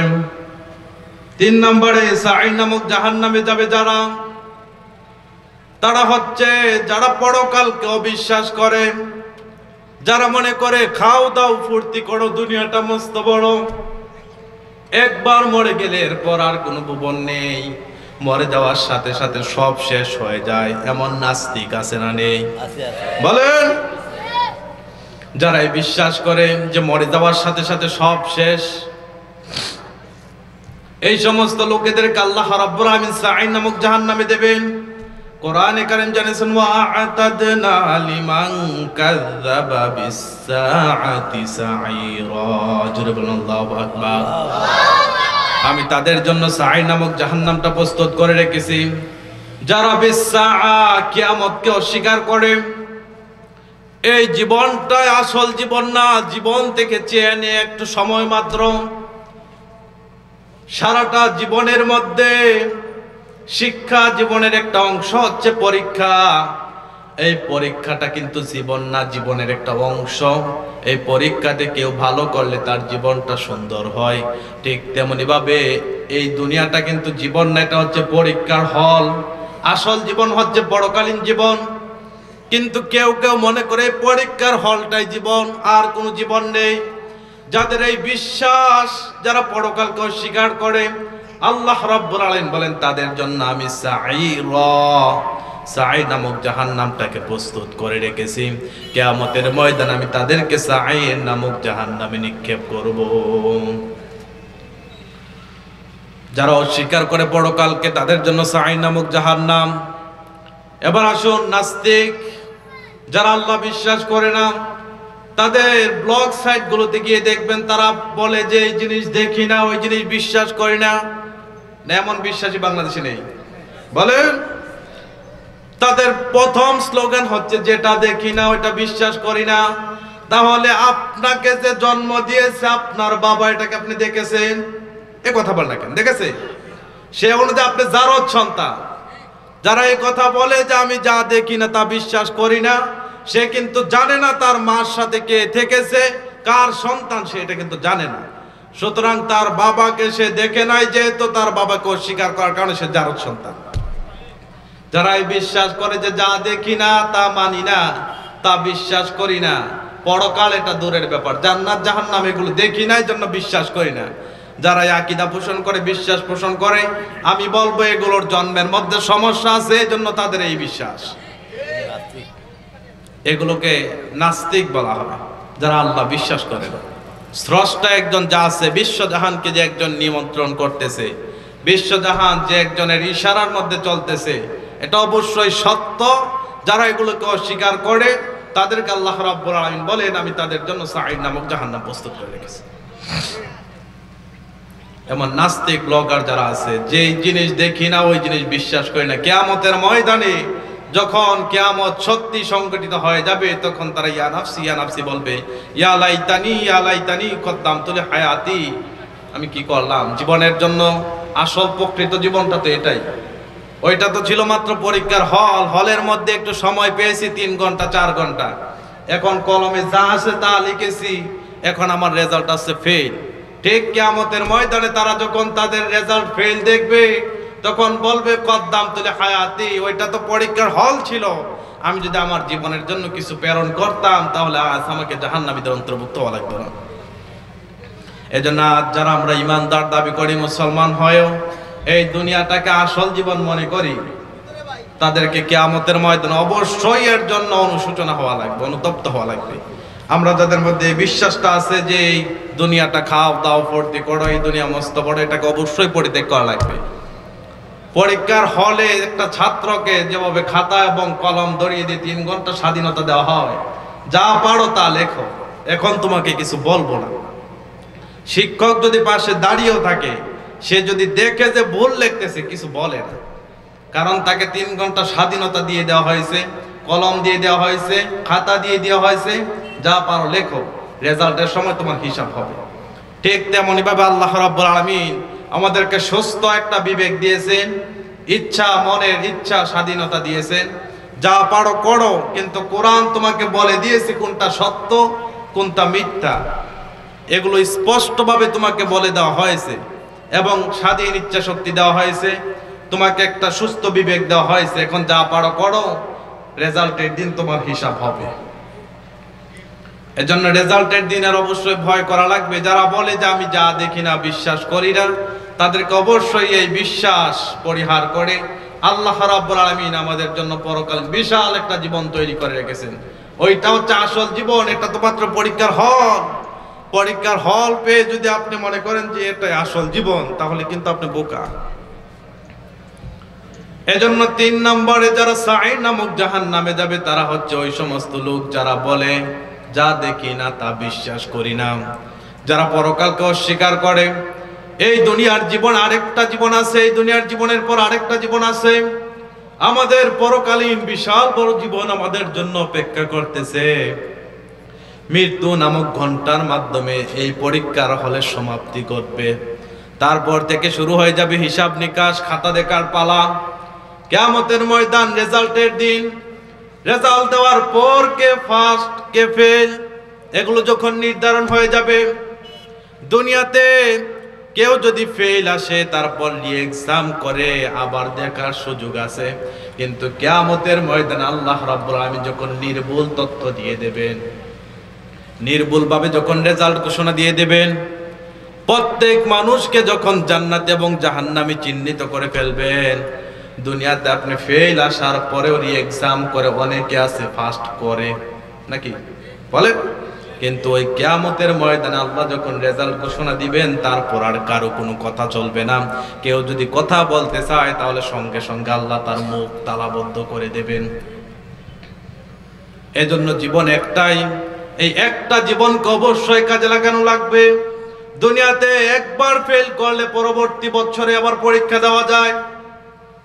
রেজাল্ট যদি আত্মবিশ্বাস থাকে আমি ফার্স্ট করব, ফেল আসলে এক্সামের মাধ্যমে আবার ফার্স্ট আনা যায়। কিন্তু আল্লাহ যখন নির্ভুল তথ্য, নির্ভুল হিসাব করে একবার জাহান্নামী ঘোষণা দিয়ে দেবেন, সেদিন আল্লাহর সামনে কিন্তু কথা বলার মতো আর জবান থাকবে না। সুতরাং এই জীবনটাকেই অবশ্যই কাজে লাগানো লাগবে। 3 নম্বর সাঈর নামক জাহান্নামী হবে তারা যারা এই দুনিয়াটাকে আসল জীবন মনে করত। এই দুনিয়ার পরবর্তী আরেকটা জীবন আছে, আমাদেরকে রবের সামনে দাঁড়াতে হবে। রবের সামনে দাঁড়িয়ে আমাদের পাই টু পাই, জাররা থেকে জাররা যেগুলো আছে সবগুলোর হিসাব দেওয়া লাগবে। যারা এগুলোকে বিশ্বাস না করে দুনিয়াটাকে খাও দাও ফুর্তি করো, দুনিয়া মস্ত বড় করতেছে, এই দুনিয়াটাকে আসল জীবন মনে করতেছে, মৃত্যুর পর তাকে জবাবদিহি করতে হবে, এই ভয় যাদের অন্তর থেকে চলে গিয়েছে তাদেরকে কিয়ামতের ময়দানে আল্লাহ রাব্বুল আলামিন সাঈর নামক জাহান্নামে দেবেন। এবার আসুন 2 নাম্বার সাকর। সাকর নামক জাহান্নামে কারা যাবে? পুরা কোরআন থেকে আমি গবেষণা করে যেটা পেয়েছি 4 শ্রেণীর লোক সাকর নামক জাহান্নামে যাবে। কয় শ্রেণীর লোক? আরো জোরে হয় নাই। কয় শ্রেণী? সকলের লাগবে। কয় শ্রেণী? 4 শ্রেণীর লোক কিয়ামতের ময়দান আল্লাহ রাব্বুল আলামিন তাদেরকে সাকর নামক জাহান্নামের অধিবাসী হিসাবে ঘোষণা দেবেন। সূরাতুল মুদ্দাসির আল্লাহ রাব্বুল আলামিন খুব সুন্দর করে 4 শ্রেণীর লোকের কথা আল্লাহ রাব্বুল আলামিন বর্ণনা করে দিয়েছেন। আল্লাহ রাব্বুল আলামিন বলেন ফি জান্নাতি ইয়াতাসাআলুন, জান্নাতীরা যখন জান্নাতের মধ্যে চলে যাবে, জান্নাতের যে দেয়াল হবে, দেয়ালটা হবে একটা গাঁথনি হবে স্বর্ণের, আরেকটা হবে রূপার। এত দামি জান্নাত আল্লাহ রাব্বুল আলামিন সমস্ত বান্দাদের জন্য প্রস্তুত করে রেখেছেন। এই সুন্দর জান্নাতের মধ্যে যখন জান্নাতীরা কিয়ামতের ময়দান আল্লাহ রাব্বুল আলামিন যখন রেজাল্ট দেবেন, দেওয়ার পর যারা জান্নাতি ঘোষণা প্রাপ্ত হবে, যারা ফল পাবে জান্নাতি হিসাবে, তারা যখন জান্নাতে যাবেন, জান্নাতের ভিতর যখন তারা আনন্দ করবে, ফুর্তি করবে, হাসি তামাশা করবে, তারা যখন তাদের স্ত্রীদের সাথে বসে বসে গল্প করবে, বন্ধুদের সাথে বসে বসে গল্প করবে, হঠাৎ করে বাহিরের দিকে নজর করে দেখবে 1 শ্রেণীর মানুষদেরকে হাতে এবং পায়ের মধ্যে শিকল লাগিয়ে টেনে টেনে নেওয়া হচ্ছে। তখন তারা একজন আরেকজনকে প্রশ্ন করবে, ইয়াতাসাআলুন, একজন আরেকজনকে জিজ্ঞাসা করবে, মা সালাকাকুম ফি সাকর, কোন কারণে তাদেরকে জাহান্নামে নেওয়া হচ্ছে? সাকর নামক জাহান্নামের অধিবাসী কিসের জন্য তাদেরকে বানানো হলো? তারা তখন তাদের গল্প, হাসি তামাশা সবগুলো বন্ধ করে, আমরা যেভাবে দুনিয়াতে কোনো আশ্চর্যজনক একটা বস্তু দেখলে সব কাজ কর্ম ছেড়ে দিয়ে এগুলোর দিকে তাকাই, বিশেষ করে প্লেন, হেলিকপ্টার, এগুলো দেখলে আমরা সকালে হাঁ করে তাকিয়ে থাকি নাকি? আপনারা তাকান না? বলে ঠিক তেমনি ভাবে তারা সব গল্প ছেড়ে দিয়ে এত ভয়ানক ভাবে তাদেরকে টেনে টেনে নেওয়া হবে। এই দৃশ্য দেখার পর তাদের সব আনন্দ উল্লাস সাথে সাথে মাটি হয়ে যাবে। তারা চিন্তা করবে কোন কারণে তাদেরকে জাহান্নামের দিকে ভাবে টেনে টেনে নেওয়া হচ্ছে। প্রত্যেকে বাঁচার জন্য তার সর্বোচ্চ চেষ্টা করবে, কিন্তু আল্লাহর দরা কি নরম না শক্ত? বলেন। আল্লাহ যখন শক্তভাবে ধরবে তাদেরকে, আর তাদেরকে যখন শিকল দিয়ে টেনে টেনে জাহান্নামের দিকে নিয়ে যাওয়া হবে, তখন জান্নাতীরা তাদের দরজার সামনে এসে দাঁড়িয়ে যাবে। আর ওই জাহান্নামীদেরকে যাদেরকে শিকল দিয়ে টেনে টেনে নেওয়া হচ্ছে তাদেরকে জিজ্ঞাসা করবে, মা সালাকাকুম ফি সাকর, কোন কারণে তোমাদেরকে সাকর নামক জাহান্নামের অধিবাসী করা হলো? তখন এই মানুষগুলো প্রথমে যে উত্তরটা দেবে সেটা হচ্ছে লামনাকু মিনাল মুসাল্লিন। দুনিয়াতে নিজেকে ইমানদার বলে দাবি করতাম, কিন্তু সালাত পড়তাম না, এমন মুসলমান বাংলাদেশে নেই? বলেন। নিজেদেরকে মুসলমান বলে পরিচয় দেয়, কিন্তু নামাজের সাথে দেখা নেই, এমন মুসলমান আছে না নেই? কিছু আছে সাপ্তাহিক মুসল্লি, জুমার দিনে শুধু নামাজ পড়তে যায়, না সিলেটে নেই? কিছু আছে জুমার দিনও ত্যাগ করে দেয়, মাসে মাত্র একটা জুমা পড়ে। আর কিছু কিছু আছে জুমা একবারে পড়েই না, বছরে ঈদের নামাজ পড়তে ঈদগাহে যায়। আবার ওযু ছাড়া না নেই, কারণ ওযু তো পারে না। যারা নিজেদেরকে ইমানদার বলে পরিচয় দেওয়ার পর নামাজ পড়তো না, তাদেরকে আল্লাহ রাব্বুল আলামিন সাকর নামক জাহান্নামের অধিবাসী বানাবেন। আর তাদেরকে যখন প্রশ্ন করা হবে, মা সালাকাকুম ফি সাকর, কোন কারণে তোমাদেরকে এই সাকর নামক জাহান্নামের অধিবাসী করা হলো, তখন তারা সব সমস্যরে বলবে ক্বালু। বহু বচন দিয়েছেন আল্লাহ। আল্লাহ বলবেন, তারা সবগুলো তখন উত্তর দেওয়ার জন্য হাউমাউ করে বলবে, লামনাকু মিনাল মুসাল্লিন। কিয়ামতের দুনিয়াতে আল্লাহ রাব্বুল আলামিন আমাদেরকে স্বাধীন ইচ্ছা শক্তি দিয়েছে।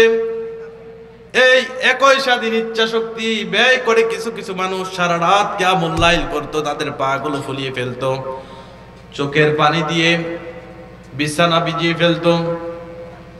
আর আমরা আরামে আয়াসে নারীদেরকে নিয়ে ওই নাইট ক্লাবের মধ্যে মত্ত থাকতাম, সারা রাত নেশা করে ফজরের আগে ঘুমাতাম, নামাজ পড়তাম না। দুনিয়াতে আমরা নামাজি ছিলাম না, এর কারণে আমাদেরকে এই সাকর নামক জাহান্নামের অধিবাসী হতে হয়েছে। এজন্য যারা আমরা মুসলমান দাবি করে সালাত পড়ি না, এই সালাতটা কিন্তু ইসলামের একটা নফল বিধান। হ্যাঁ, মনোযোগ আছে? সালাত এটা নফল না ফরজ? মুখ্য না গৌণ? এটা বুঝেন নাই। আল্লাহর রাসূল সাল্লাল্লাহু আলাইহি সাল্লাম বলেন, বুনিয়াল ইসলামু আলা খামসিন শাহাদাতি আল্লা ইলাহা ইল্লাল্লাহ ওয়া আন্না মুহাম্মাদান আবদুহু ওয়া রাসূলুহু ওয়া ইকামিস সালাম।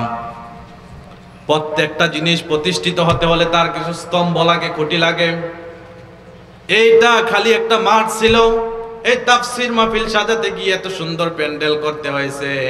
আর এই প্যান্ডেল পুরাটা নির্ভর হয়ে আছে ওই খুঁটিগুলোর উপর, নাকি? খুঁটি ছাড়া এগুলো টিকবে? বলেন।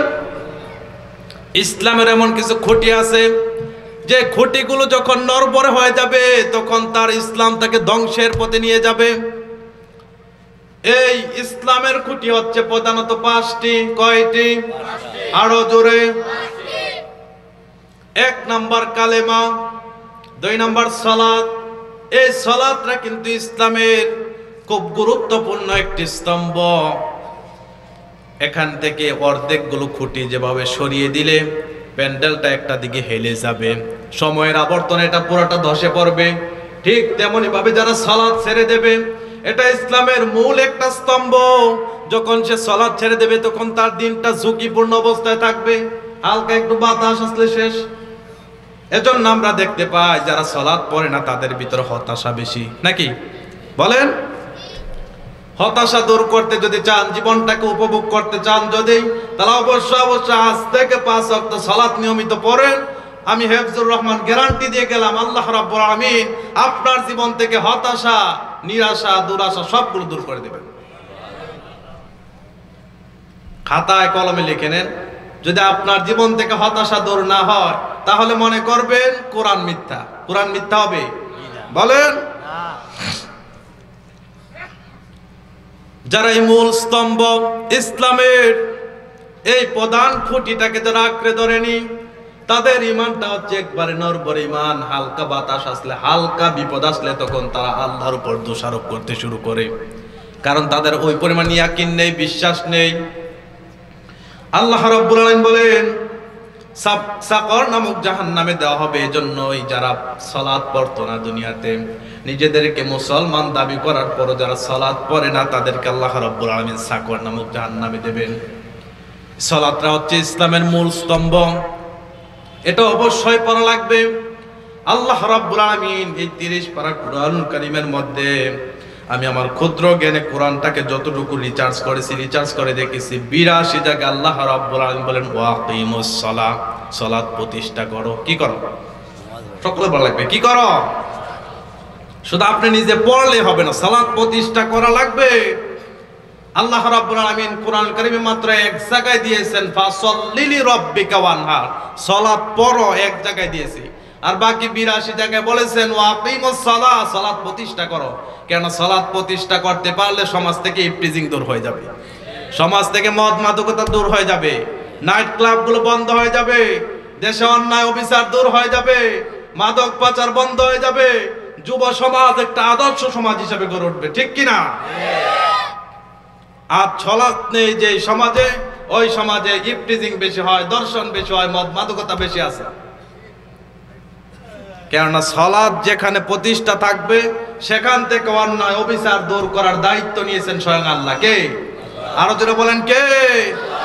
আল্লাহ রাব্বুল আলামিন বলেন ইন্নাস সালাতা তানহা আনিল ফাহশাই ওয়াল মুনকার। জোরে বলেন আল্লাহু আকবার। নিঃসন্দেহে সালাত মানুষকে অশ্লীল, খারাপ, বেহায়াপনা, মন্দ কাজ থেকে বিরত রাখে। এর বাস্তব প্রমাণ দেখেন। আর যুবকদের একজন আইডলের নাম হচ্ছে আরিফ আজাদ, চিনেন? বলেন।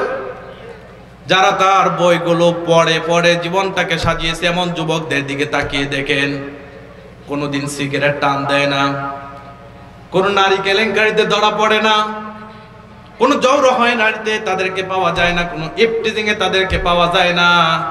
কারণ তাদের কাছে সালাত আছে। যার কাছে সালাত আছে তার জীবনটা জান্নাতের মতো সুন্দর হয়ে যায়। এজন্য যে সমাজে সালাত প্রতিষ্ঠা থাকবে সেই সমাজে ইফটিজিং থাকবে না, মদ মাদকতা থাকবে না, অন্যায় অবিচার থাকবে না, সেই সমাজের বিচারগুলো সঠিক হবে। সেই সমাজে এক প্যাকেট বিড়ি নিয়ে কেউ বিচারের রায় এদিক সেদিক করবে না। কিন্তু আজ আমরা দেখতে পাই সমাজের চিত্র সম্পূর্ণ উল্টা। আমরা অনেকেই সালাত পড়ি না, নামাজ পড়ি না, যা কয়জন পড়ে তাও আবার সুদখোর, ঘুষ করে ভরা। মানে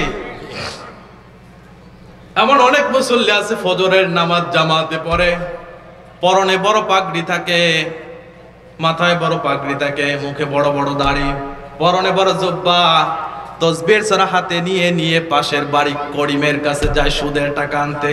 জানে? বলেন। এখন যার সালাত তাকে সুদ থেকে বাঁচাতে পারলো না, সে কি আসল নামাজি? বলেন। আবার কিছু ঘুষখোর অফিসার আছে, টুপি নিয়ে বসে থাকে, হাতে তসবির ছড়া থাকে।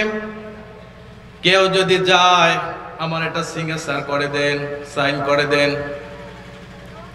সে টুপিটা মাথায় দিয়ে বলে আজান হয়েছে, তাড়াতাড়ি করেন। তাড়াতাড়ি তা আপনি করবেন, আমি কি করব? আরে তাড়াতাড়ি করেন, মানে বাম হাতেরটা দিয়ে দেন, সাইন দিয়ে দেব নাকি নেই? বলেন। তাহলে সালাত পড়ে, মাথায় টুপি, হাতে তসবির ছড়া আছে, কিন্তু ঘুষ খায় এমন লোক, তার সালাত তার কোনো উপকার আসবে না। শুধু সালাত পড়লেই হবে না। আল্লাহ রাব্বুল আলামিন বলেন সালাত পড়া এমন অনেক মানুষ নামাজ পড়া সত্য ধ্বংস হয়ে গেছে। সূরাতুল মাউন খুলে আজকে বাড়িতে গিয়ে দেখবেন ফাওয়াইলুল লিল মুসাল্লিন। আল্লাহ বলতেছেন এমন অনেক মানুষ আছে যারা সালাত পড়ে পড়া সত্য ধ্বংস হয়ে গেছে। তাহলে সালাত পড়লেই হবে না, দেহ এবং মন দুটার উপস্থিতিতেই সালাত পড়া লাগবে। আজ আমাদের অবস্থা হলো মনটা থাকে দুনিয়াতে, দেহটা মসজিদে যায়। মানুষ কি বলবে? দাড়িগুলো পেকে গিয়েছে, ঘরের মধ্যে 3টা ছেলের বউ, মেয়ের জামাই আছে।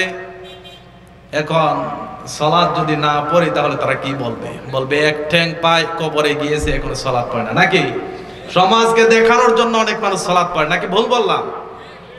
এই সমস্ত মানুষগুলো আল্লাহ রাব্বুল আলামিন বলেন ফাওয়াইলুল লিল মুসাল্লিন, তারা নামাজ পড়া সত্ত্বেও তারা ধ্বংস হয়ে গেছে। সুতরাং যেটা বুঝতে পারলাম, সাকর নামক জাহান্নামে প্রথমে যারা যাবে তারা হচ্ছে সালাত পড়তো না। সালাত এমন একটা ফরজ বিধান, আল্লাহর রাসূল সাল্লাল্লাহু আলাইহি সাল্লাম বলেন মান তারাকা সালাতাম মুতাআম্মিদান ফাকাদ কাফারা। যারা বলেন নাউজুবিল্লাহ।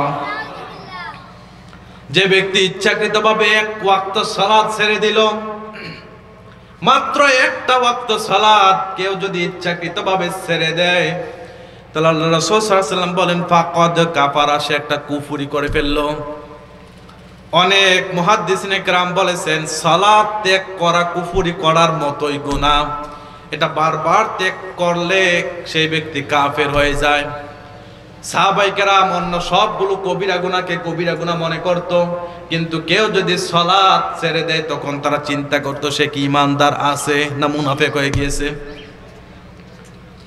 সুতরাং সাহাবীদের চিন্তা থেকে আমরা বুঝতে পারলাম সালাতটা হলো ঈমানদার এবং মুনাফিকের মধ্যে পার্থক্য। অন্য হাদিসে আল্লাহর রাসূল সাল্লাল্লাহু আলাইহি ওয়াসাল্লাম বলেন বাইনাল আবদি ওয়াল কুফরি তারকুস সালাহ, আল্লাহর গোলাম ঈমানদার এবং কাফেরের মধ্যে প্রধান পার্থক্য হচ্ছে সালাত। অর্থাৎ যারা ঈমানদার তারা সালাত পড়বে, যারা কাফের তাদের সালাত পড়ার প্রয়োজন নেই। সুতরাং আজ যারা আমরা সালাত ইচ্ছাকৃতভাবে ছেড়ে দিচ্ছি, বন্ধুদের পাল্লায় পড়ে খেল তামাশা করে, আড্ডা দিয়ে গীবত করে, চগলখড়ি করে, অন্যায় অবিচার করে, প্রিজিং করে যারা সালাত ছেড়ে দিচ্ছি, তাদের একটু চিন্তা করা দরকার। কিয়ামতের ময়দানে আল্লাহর রাসূল বলেন আউয়ালু মা ইউহাসাবু বিহিল আবদু ইয়াউমাল কিয়ামাহ আস-সালাম। রাসূল বলেন কিয়ামতের ময়দানে আল্লাহ রাব্বুল আলামিন যখন বিচার করতে শুরু করবেন, তখন প্রথম যেটার হিসাব হবে সেটা হচ্ছে সালাত। সেটা কি? সকলে বলবে সেটা কি? তাহলে এখন আপনার বন্ধুর পাল্লায় পড়ে আপনি সালাত ছেড়ে দিচ্ছেন, পাশের এলাকাতে গান বাজনা হচ্ছে, মমতাজ আসবে। আপনাদের সিলেটে তো মমতাজ আসে না, হ্যাঁ আসে? পাশের এলাকাতে মমতাজ আসবে, বিয়ের বাড়িতে বিশাল বড় কনসার্ট, বন্ধু ডাক দিয়েছে আস কনসার্টে যাব, মমতাজ আসবে, নাচবে, গাইবে। সে পরনের দিকে তাকিয়ে দেখে যে জামাগুলো পরে আছে এগুলো পুরান, পাশের এলাকাতে এগুলো মানাবে না। সে বলে দোস্ত 5 মিনিট দ্বারা বাড়ি থেকে কাপড়গুলো চেঞ্জ করে আসি। আবার ওই বন্ধুটাই যখন সংশোধন হয়, তাকে সালাতের জন্য ডাক দেয়, তখন বলে প্রস্রাব করে পানি নেই নাই, পোশাক ভালো না, যেতে পারবো না। এমন লোক নেই? বলে কনসার্টে যেতে আপনি বন্ধুকে বললেন 5 মিনিট দ্বারা পোশাক পরিবর্তন করে আসি, আপনি বাড়িতে গেলেন, পোশাক পরিবর্তন করে আনলেন, তারপর কনসার্টে গেলেন, কিন্তু সালাতের জন্য যখন আপনাকে ডাক দেওয়া হলো তখন বললেন কাপড় ভালো না, নাপাক, তুই যা। আপনি চিন্তা করেন তো, যদিও খাতায় কলম আপনি মুসলমান, কিন্তু কোরআন এবং হাদিস দিয়ে বিচার করলে আপনার ঈমান টিকবে? সকলে বলবে টিকবে? কেউ যদি ইচ্ছাকৃতভাবে কনসার্টের জন্য কাপড় বদলাতে পারে, পাল্টাতে পারে, সুন্দর কাপড় পরতে পারে, আর সালাতের ডাক দিলে সে অজুহাত দেখায় কাপড় ভালো না, এই শয়তানি যার অন্তরের মধ্যে আছে, শয়তানের যুক্তি যার অন্তরের মধ্যে আছে, আপনারাই বলেন তো তার মধ্যে ঈমান আছে?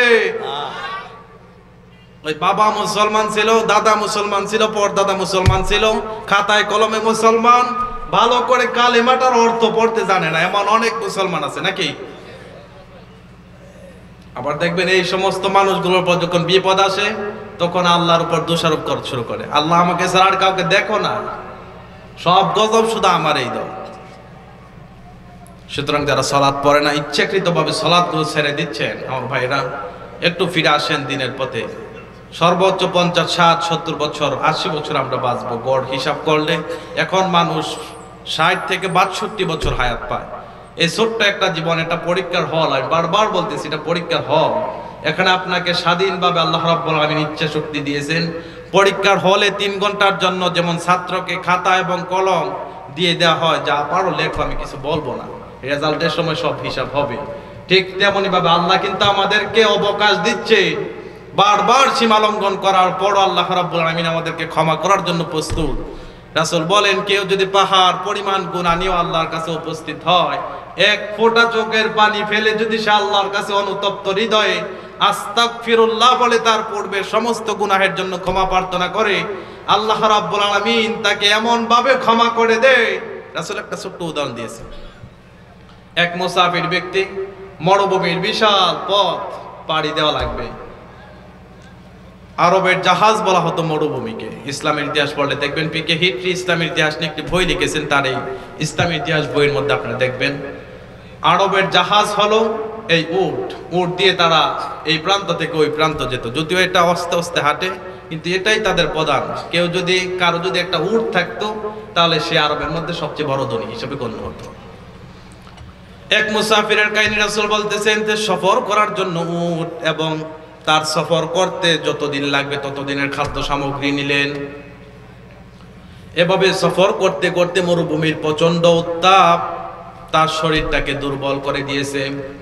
অনেক দূরে যখন একটা গাছ দেখতে পেল, গাছের কাছে গিয়ে তার উটটাকে থামালো, এখানে রাখলো এবং তার নিচে একটু বিশ্রাম নেওয়ার জন্য বসলো। বসার সাথে সাথে তার ক্লান্ত দেহ ঘুম একবারে তাকে ঘেরাও করে ফেললো। ঘুম থেকে উঠে এসে দেখে তার উটও নেই, খাদ্য সামগ্রী নেই। এখন উত্তপ্ত বালু, উপরে খুব কড়া রোদ, নিচে উত্তপ্ত বালু।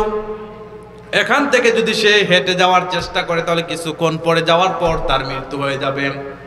রাসূল বলেন, ওই সময় তার সামনে উট এবং খাদ্য সামগ্রী পেলে সে যত খুশি হয়, ঠিক তেমনি ভাবে একটা বান্দা সারা জীবন পাপ করে যখন তওবা করে, আল্লাহর কাছে ফিরে আসে, আল্লাহ তার চেয়ে আরো খুশি হয়। জোরে বলেন সুবহানাল্লাহ। তাহলে তওবা করার দরজা, আল্লাহর রাসূল বলেন, যতদিন পর্যন্ত না পশ্চিম দিকে সূর্য উদিত হয়, ততদিনের আগ পর্যন্ত তওবার দরজা আল্লাহ খোলা রেখেছেন। বান্দা যদি আকাশ পরিমাণ গুনাহ নিয়ে আল্লাহর কাছে উপস্থিত হয়, আল্লাহ রাব্বুল আলামিন তার সবগুলো গুনাহকে 1 সেকেন্ডের মধ্যে ক্ষমা করে তাকে নিষ্পাপ করে দিতে পারেন। সুতরাং যারা আমাদের মধ্যে স্বভাবটা আছে সালাত ছেড়ে দেয়া, আজ থেকে তওবা করব, কি পারবো? সকলে বলেন, আজ থেকে তওবা করব, জীবনে আর সালাত ইচ্ছাকৃতভাবে ছাড়ব না। পারবেন? কারা কারা ছাড়বেন না, দুই হাত তুলে দেখান। লিল্লাহে তাকবীর। আল্লাহ রাব্বুল আলামিন আমাদের তওবাকে রক্ষা করার কবুল করো, আমাদের তওবা কবুল করে এটার উপর দায়েম থাকার তৌফিক দান করো। সকলে বলেন আমিন।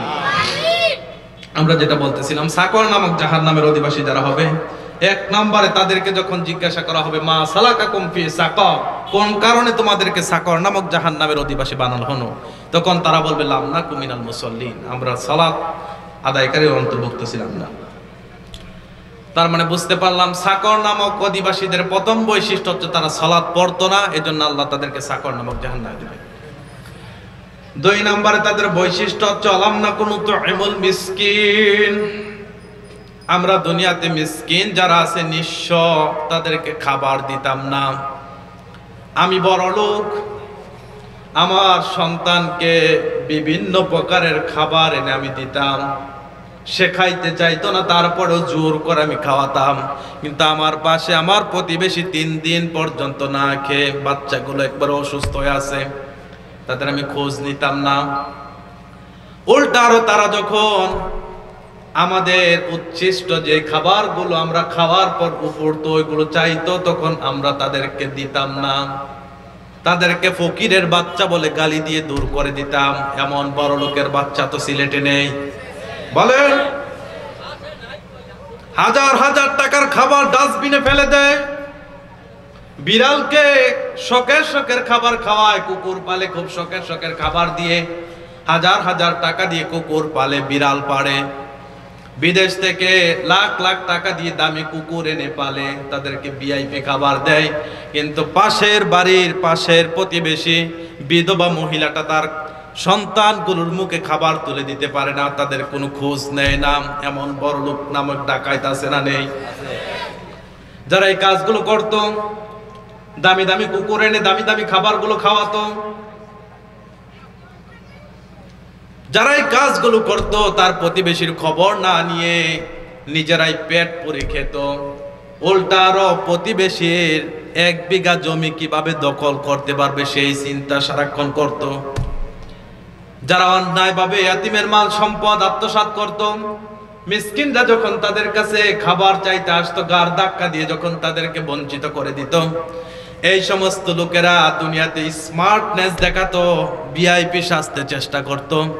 তারা দুনিয়াতে যদিও কিছু মানুষ তাদেরকে ফলো করার চেষ্টা করত, অনেকে তাদের এই চরিত্রটাকে খুব ভালোভাবে দেখতো। এই সমস্ত মানুষগুলো যারা ইয়াতিম মিসকিনদেরকে যারা গার ধাক্কা দিয়ে বের করে দিত, কিয়ামতের ময়দানে আল্লাহ রাব্বুল আলামিন তাদেরকে সাকর নামক জাহান্নামের অধিবাসী হিসেবে ঘোষণা দিয়ে দেবেন।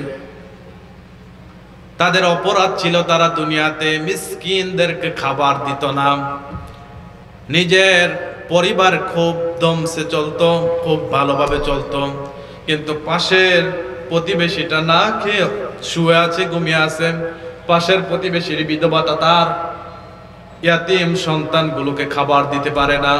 তারা যখন তাদের কাছে খাবার চাইতে আসতো গাড় ধাক্কা দিয়ে বের করে দিত। যারা এই কাজগুলো করতো মিসকিনদেরকে ঘৃণা করত, মিসকিনদেরকে গাড় ধাক্কা দিয়ে দূরে সরিয়ে দিত, নিজেরাই শুধু আরাম আয়েশ করত। কিয়ামতের ময়দানে আল্লাহ রাব্বুল আলামিন তাদেরকে যখন জিজ্ঞাসা করবে, হাদিসে কুদসির মধ্যে খুব সুন্দরভাবে আল্লাহ রব্বুল আলামিন রাসূল করিম সাল্লাল্লাহু আলাইহি সাল্লামের মাধ্যমে বলেন, কিয়ামতের ময়দানে আল্লাহ রাব্বুল আলামিন বলবেন, হে আমার গোলাম, আমি দুনিয়াতে অসুস্থ ছিলাম, তুমি আমার খোঁজ নেওনি। তখন বান্দা বলবে, আল্লাহ আপনি তো বিশ্বজাহানের সৃষ্টিকারী, বিশ্বজাহানের প্রতিপালক, আপনি ধরা ছোঁয়ার বাহিরে, আপনি অসুস্থ ছিলেন, আপনার খোঁজ করব কিভাবে? তখন আল্লাহ বলবেন, তোমার প্রতিবেশী ওই গরিবটা অসুস্থ ছিল, তুমি তার খোঁজ নেওনি। তুমি যদি তাকে খোঁজ নিতা, তার কেয়ার করতা, তাহলে তার মাধ্যমে আমি আল্লাহর দিদার পেতা। জুড়ে বলেন সুবহানাল্লাহ। তুমি তোমার প্রতিবেশীর খবর নাওনি, সে অসুস্থ হয় দিন দিন, দিনের পর দিন বিছানার মধ্যে কাটিয়েছে, তার কোনো খবর নেওনি। এজন্য প্রতিবেশীর অসুস্থ হলে তার খোঁজ নেয়, এটা রাসূলের সুন্নাহ নাকি বলেন?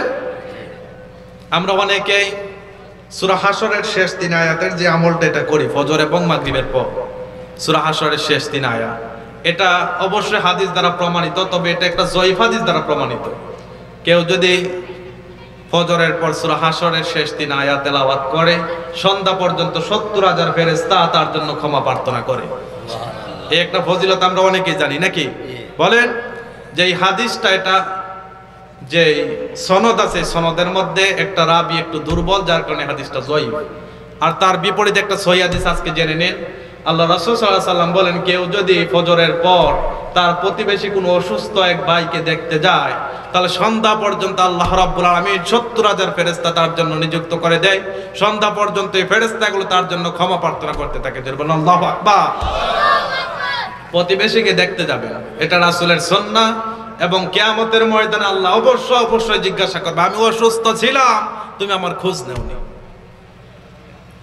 2 নম্বর, আল্লাহ গোলামকে প্রশ্ন করবে, আমি ক্ষুধার্ত ছিলাম, তুমি আমাকে আহার দাওনি। বান্দারা অবাক হয়ে বলবে, আল্লাহ তোমার তো কোনো খাবারের প্রয়োজন ছিল না, তোমার তো কোনো নিদ্রার প্রয়োজন ছিল না, তোমার কোনো স্ত্রীর প্রয়োজন ছিল না, এই সমস্ত অপবিত্রতা থেকে তুমি পবিত্র, যার কারণে তোমার নাম হচ্ছে সুবহান। সুবহান মানে পবিত্র। এই সুবহান ছোট্ট একটি শব্দের ব্যাখ্যা করতে গিয়ে তাফসীর ইবনে কাসিরের মধ্যে হাফেজ ইমামউদ্দিন ইবনে কাসির রাহিমাহুল্লাহ বলেন, সুবহানাল্লাহ মানে হচ্ছে আল্লাহ পবিত্র সকল প্রকার অপবিত্রতা থেকে, শিরক, বেদাত, কুফর, নেফাক সব থেকে আল্লাহ পবিত্র। সৃষ্টির একটা স্বভাব হচ্ছে তাকে দুর্বলতা গ্রাস করবে। কাউকে নারীর প্রতি দুর্বলতা দিয়ে তৈরি করা হয়েছে, কাউকে সম্পদের প্রতি দুর্বলতা দিয়ে তৈরি করা হয়েছে। এইভাবে প্রত্যেক মানুষকে একটা না একটা বিষয়ের প্রতি আল্লাহ রাব্বুল আলামিন অমুখাপেক্ষী হিসাবে বানিয়েছেন। অর্থাৎ একজন মানুষ আরেকজন মানুষকে প্রয়োজন হবেই, কেউ একা চলতে পারবে না। এগুলো সব থেকে ঊর্ধ্বে হচ্ছেন একজন, তিনি কে? সকলে ভালো লাগবে, তিনি কে? এজন্য আল্লাহর নাম সুবহান। আপনি পড়তে লইলে তো একবারে তসবিহ সূরা সুবহানাল্লাহ সুবহানাল্লাহ পড়েন, একবারে 100 বার সমানে পড়েন, এটা দ্বারা কি বোঝাইছে এটা তো আপনি বোঝার চেষ্টা করেন। জিকির শুধু মুখে মুখে করলে হয় জানা, আসল জিকির হচ্ছে অন্তর দিয়ে আল্লাহকে স্মরণ করা লাগবে। মুখে জিকির করা এটা অবশ্যই সুন্নাহ, তবে আসল জিকির হচ্ছে অন্তর দিয়ে আল্লাহকে, আল্লাহর ভয় লালন করে প্রত্যেকটা কাজ করাই হচ্ছে জিকির। সুবহানাল্লাহ। মানে কি তা আছে, এই তো কিছুক্ষণ আগে যে বললাম গোশখোর যে কিছু আছে, যদি তাসবিহ ছাড়া পড়ে সুবহানাল্লাহ সুবহানাল্লাহ পড়ে চোখ বন্ধ করে বসে আছে, তাড়াতাড়ি করো সাইন দেব, মানে মামু দাও। তার মানে মুখে জিকির করে কলবে জিকির না থাকার কারণে তার এই জিকির অন্যায় অবিচার থেকে দূরে সরাতে পারেনি। কেউ যদি অন্তর দিয়ে আল্লাহ রাব্বুল আলামিনকে স্মরণ করে, তাহলে এই অন্তরের জিকির তাকে অবশ্যই সমস্ত অন্যায় অবিচার থেকে বাধা প্রদান করবে। আমি কিন্তু আবার মুখে জিকিরের বিরোধিতা করতেছি না। অনেকে বলবেন সকালে হুজুর বলছে অন্তরের জিকির আসল জিকির না, মুখে অবশ্যই জিকির করবেন। আল্লাহ রাসূল সাল্লাল্লাহু আলাইহি ওয়াসাল্লাম বলেন আহাব্বুল কালাম ইলাল্লাহি আরবা, সহিহ বুখারীর বর্ণনা। আল্লাহর নিকট সবচেয়ে প্রিয় বাক্য হচ্ছে চারটি। এই চারটি হচ্ছে সুবহানাল্লাহ, আলহামদুলিল্লাহ, ওয়া ইলাহা ইল্লাল্লাহ, আল্লাহু আকবার। এই চারটি হচ্ছে জিকিরের বাক্য। এর মধ্যে সর্বশ্রেষ্ঠ হচ্ছে আল্লাহ রাসূল সাল্লাল্লাহু আলাইহি ওয়াসাল্লাম বলেন আফদালুজ যিকরি লা ইলাহা ইল্লাল্লাহ। এই চারটার মধ্যে আবার সর্বশ্রেষ্ঠ হচ্ছে লা ইলাহা ইল্লাল্লাহ। এই চারটা ব্যতীত কোরআন এবং হাদিসে জিকিরের কোনো শব্দ এবং বাক্য নেই, কিন্তু তারপরেও তো কিছু মানুষ হো হো হো জিকির করে নাকি। আবার অনেকে শের আলী বাবা, কেল্লা বাবা, লেংটা বাবা, অমুক বাবা, তমুক বাবা। না, এই জিকির বাংলাদেশে নেই। হিন্দুরা গরু দেখলে শুধু মা মা মা, আর এই মাজার পূজারি যাকে দেখে ল্যাংটাকে দেখলো বাবা, কেল্লাও বাবা, শের আলীও বাবা, যত বাবা আছে সব এগুলো জিকিরের নামে বন্ডামি করে, নাচানাচি করে। আবার অনেকে তো বাসবে একবারে উপরে উঠে ফেলে নাকি বলেন না, এগুলোকে জিকির বলে না, এগুলো ভন্ডামি। আপনার আমার ঈমান কতটুকু? আমরা সারা পৃথিবীতে যত ঈমানদার আছে সবগুলো ঈমানদারের ঈমানকে যদি এক পাল্লাতে রাখা হয়, আর সাহাবীদের ঈমানের এক পরিমাণ, একটা চুল পরিমাণ ঈমান যদি একটা পাল্লাতে রাখা হয়, তাহলে ওই সাহাবীর ওই এক চুল পরিমাণ ঈমান তার চেয়ে ভারী হবে, এতে কোনো সন্দেহ আছে? বলেন। সিদ্দিক আকবর আবু বকর সিদ্দিক রাদিয়াল্লাহু তাআলা আনহু, যাকে আল্লাহ রাসূল সাল্লাল্লাহু আলাইহি ওয়াসাল্লাম বলেন দুনিয়াতে যদি আমি কাউকে বন্ধু বানাতাম তাহলে আবু বকরকে বন্ধু বানাতাম। সুবহানাল্লাহ বলতে পারেন না? আল্লাহ রাসূল যাকে সিদ্দিক উপাধি দিয়েছে, সমস্ত নবীগণের পর যার স্থান, ওই লোকটার দিকে তাকিয়ে দেখেন তো কোনোদিন জিকির করতে গিয়ে লাফালাফি করেছে? সকলে ভালো লাগবে, জিকির করতে লাফালাফি করেছে? আপনি এমন প্রমাণ দেখাতে পারবেন? ওমর এত বড় ঈমানদার ছিলেন, সে কোনোদিন জিকির করতে লাফালাফি করেনি, সাহাবায়ে কেরাম করেনি। আমরা যাকে ইমাম মানি, ইমাম আবু হানিফা রাহিমাহুল্লাহ, জিকির করতে গিয়ে কোনোদিন বাস বাইনি, লাফালাফি করেনি। সুতরাং যারা ইসলামের নামে, জিকিরের নামে ভণ্ডামিগুলো করবে, নিশ্চিন্তে জেনে রাখুন এগুলো ইসলামের নামে ভণ্ডামি ছাড়া আর কিছু না। এগুলোকে অবশ্যই পরিহার করা লাগবে। যারা ইসলামকে বিকৃত করে, মানুষকে, বিধর্মীদের কাছে ইসলামটাকে হাসি ঠাট্টার পাত্র বানিয়ে নিয়েছে, তাদেরকে ঈমানের দাবি হচ্ছে প্রথমে বোঝানো, না বুঝলে তাদেরকে বয়কট করা। আবার অনেকে তার একটু দাড়ি বাড়িয়ে বলে আল্লাহর দন রাসূলকে দিয়ে আল্লাহ গেলেন গায়েব হয়, রাসূলের দন খাজাকে দিয়ে খাজা শুয়াইছে নাকি কোথায়? আজমিরে। আর বলেন তো এই গানটা করার পর সেই ইমানদার আছে না টাটকা মুশরিক হয়ে গেছে? সকলে বলেন। কেউ যদি বিশ্বাস করে আল্লাহর দন রাসূলকে দিয়ে আল্লাহ গায়েব হয়ে গিয়েছে, রাসূলের দন খাজাকে দিয়ে দিয়েছে, খাজার দরবারে এখন গেলে কেউ খালি হাতে ফিরে না, সকলে সন্তান 5-10টা করে নিয়ে আসে, কেউ কেউ একবারে দুনিয়ার সব সম্পদগুলো নিয়ে আসে। এই বিশ্বাস যদি করে তার ঈমান টিকবে? বলেন।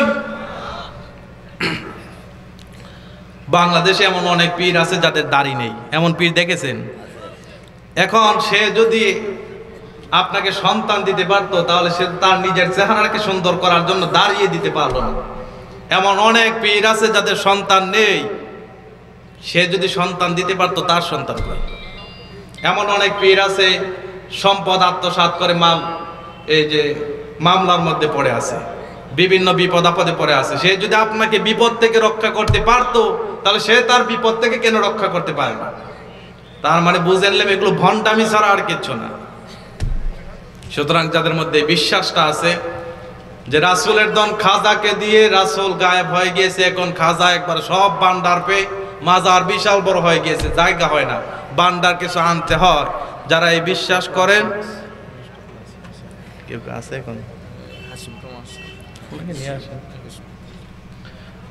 যারা এই বিশ্বাস করে, অবশ্যই এটা শিরকি বিশ্বাস, এটা ইমানের দাবি হচ্ছে, এটাকে অবশ্যই বেঁচে থাকা লাগবে, এটাকে ছেড়ে দেওয়া লাগবে। তারপরে যদি কেউ এই বিশ্বাস লালন করে, তাহলে অবশ্যই অবশ্যই এই শিরকি বিশ্বাসের কারণে কিয়ামতের ময়দান আল্লাহ রাব্বুল আলামিন তাদের ক্ষমা করবেন না, উল্টা তাদের অবস্থান হবে জাহান্নামে।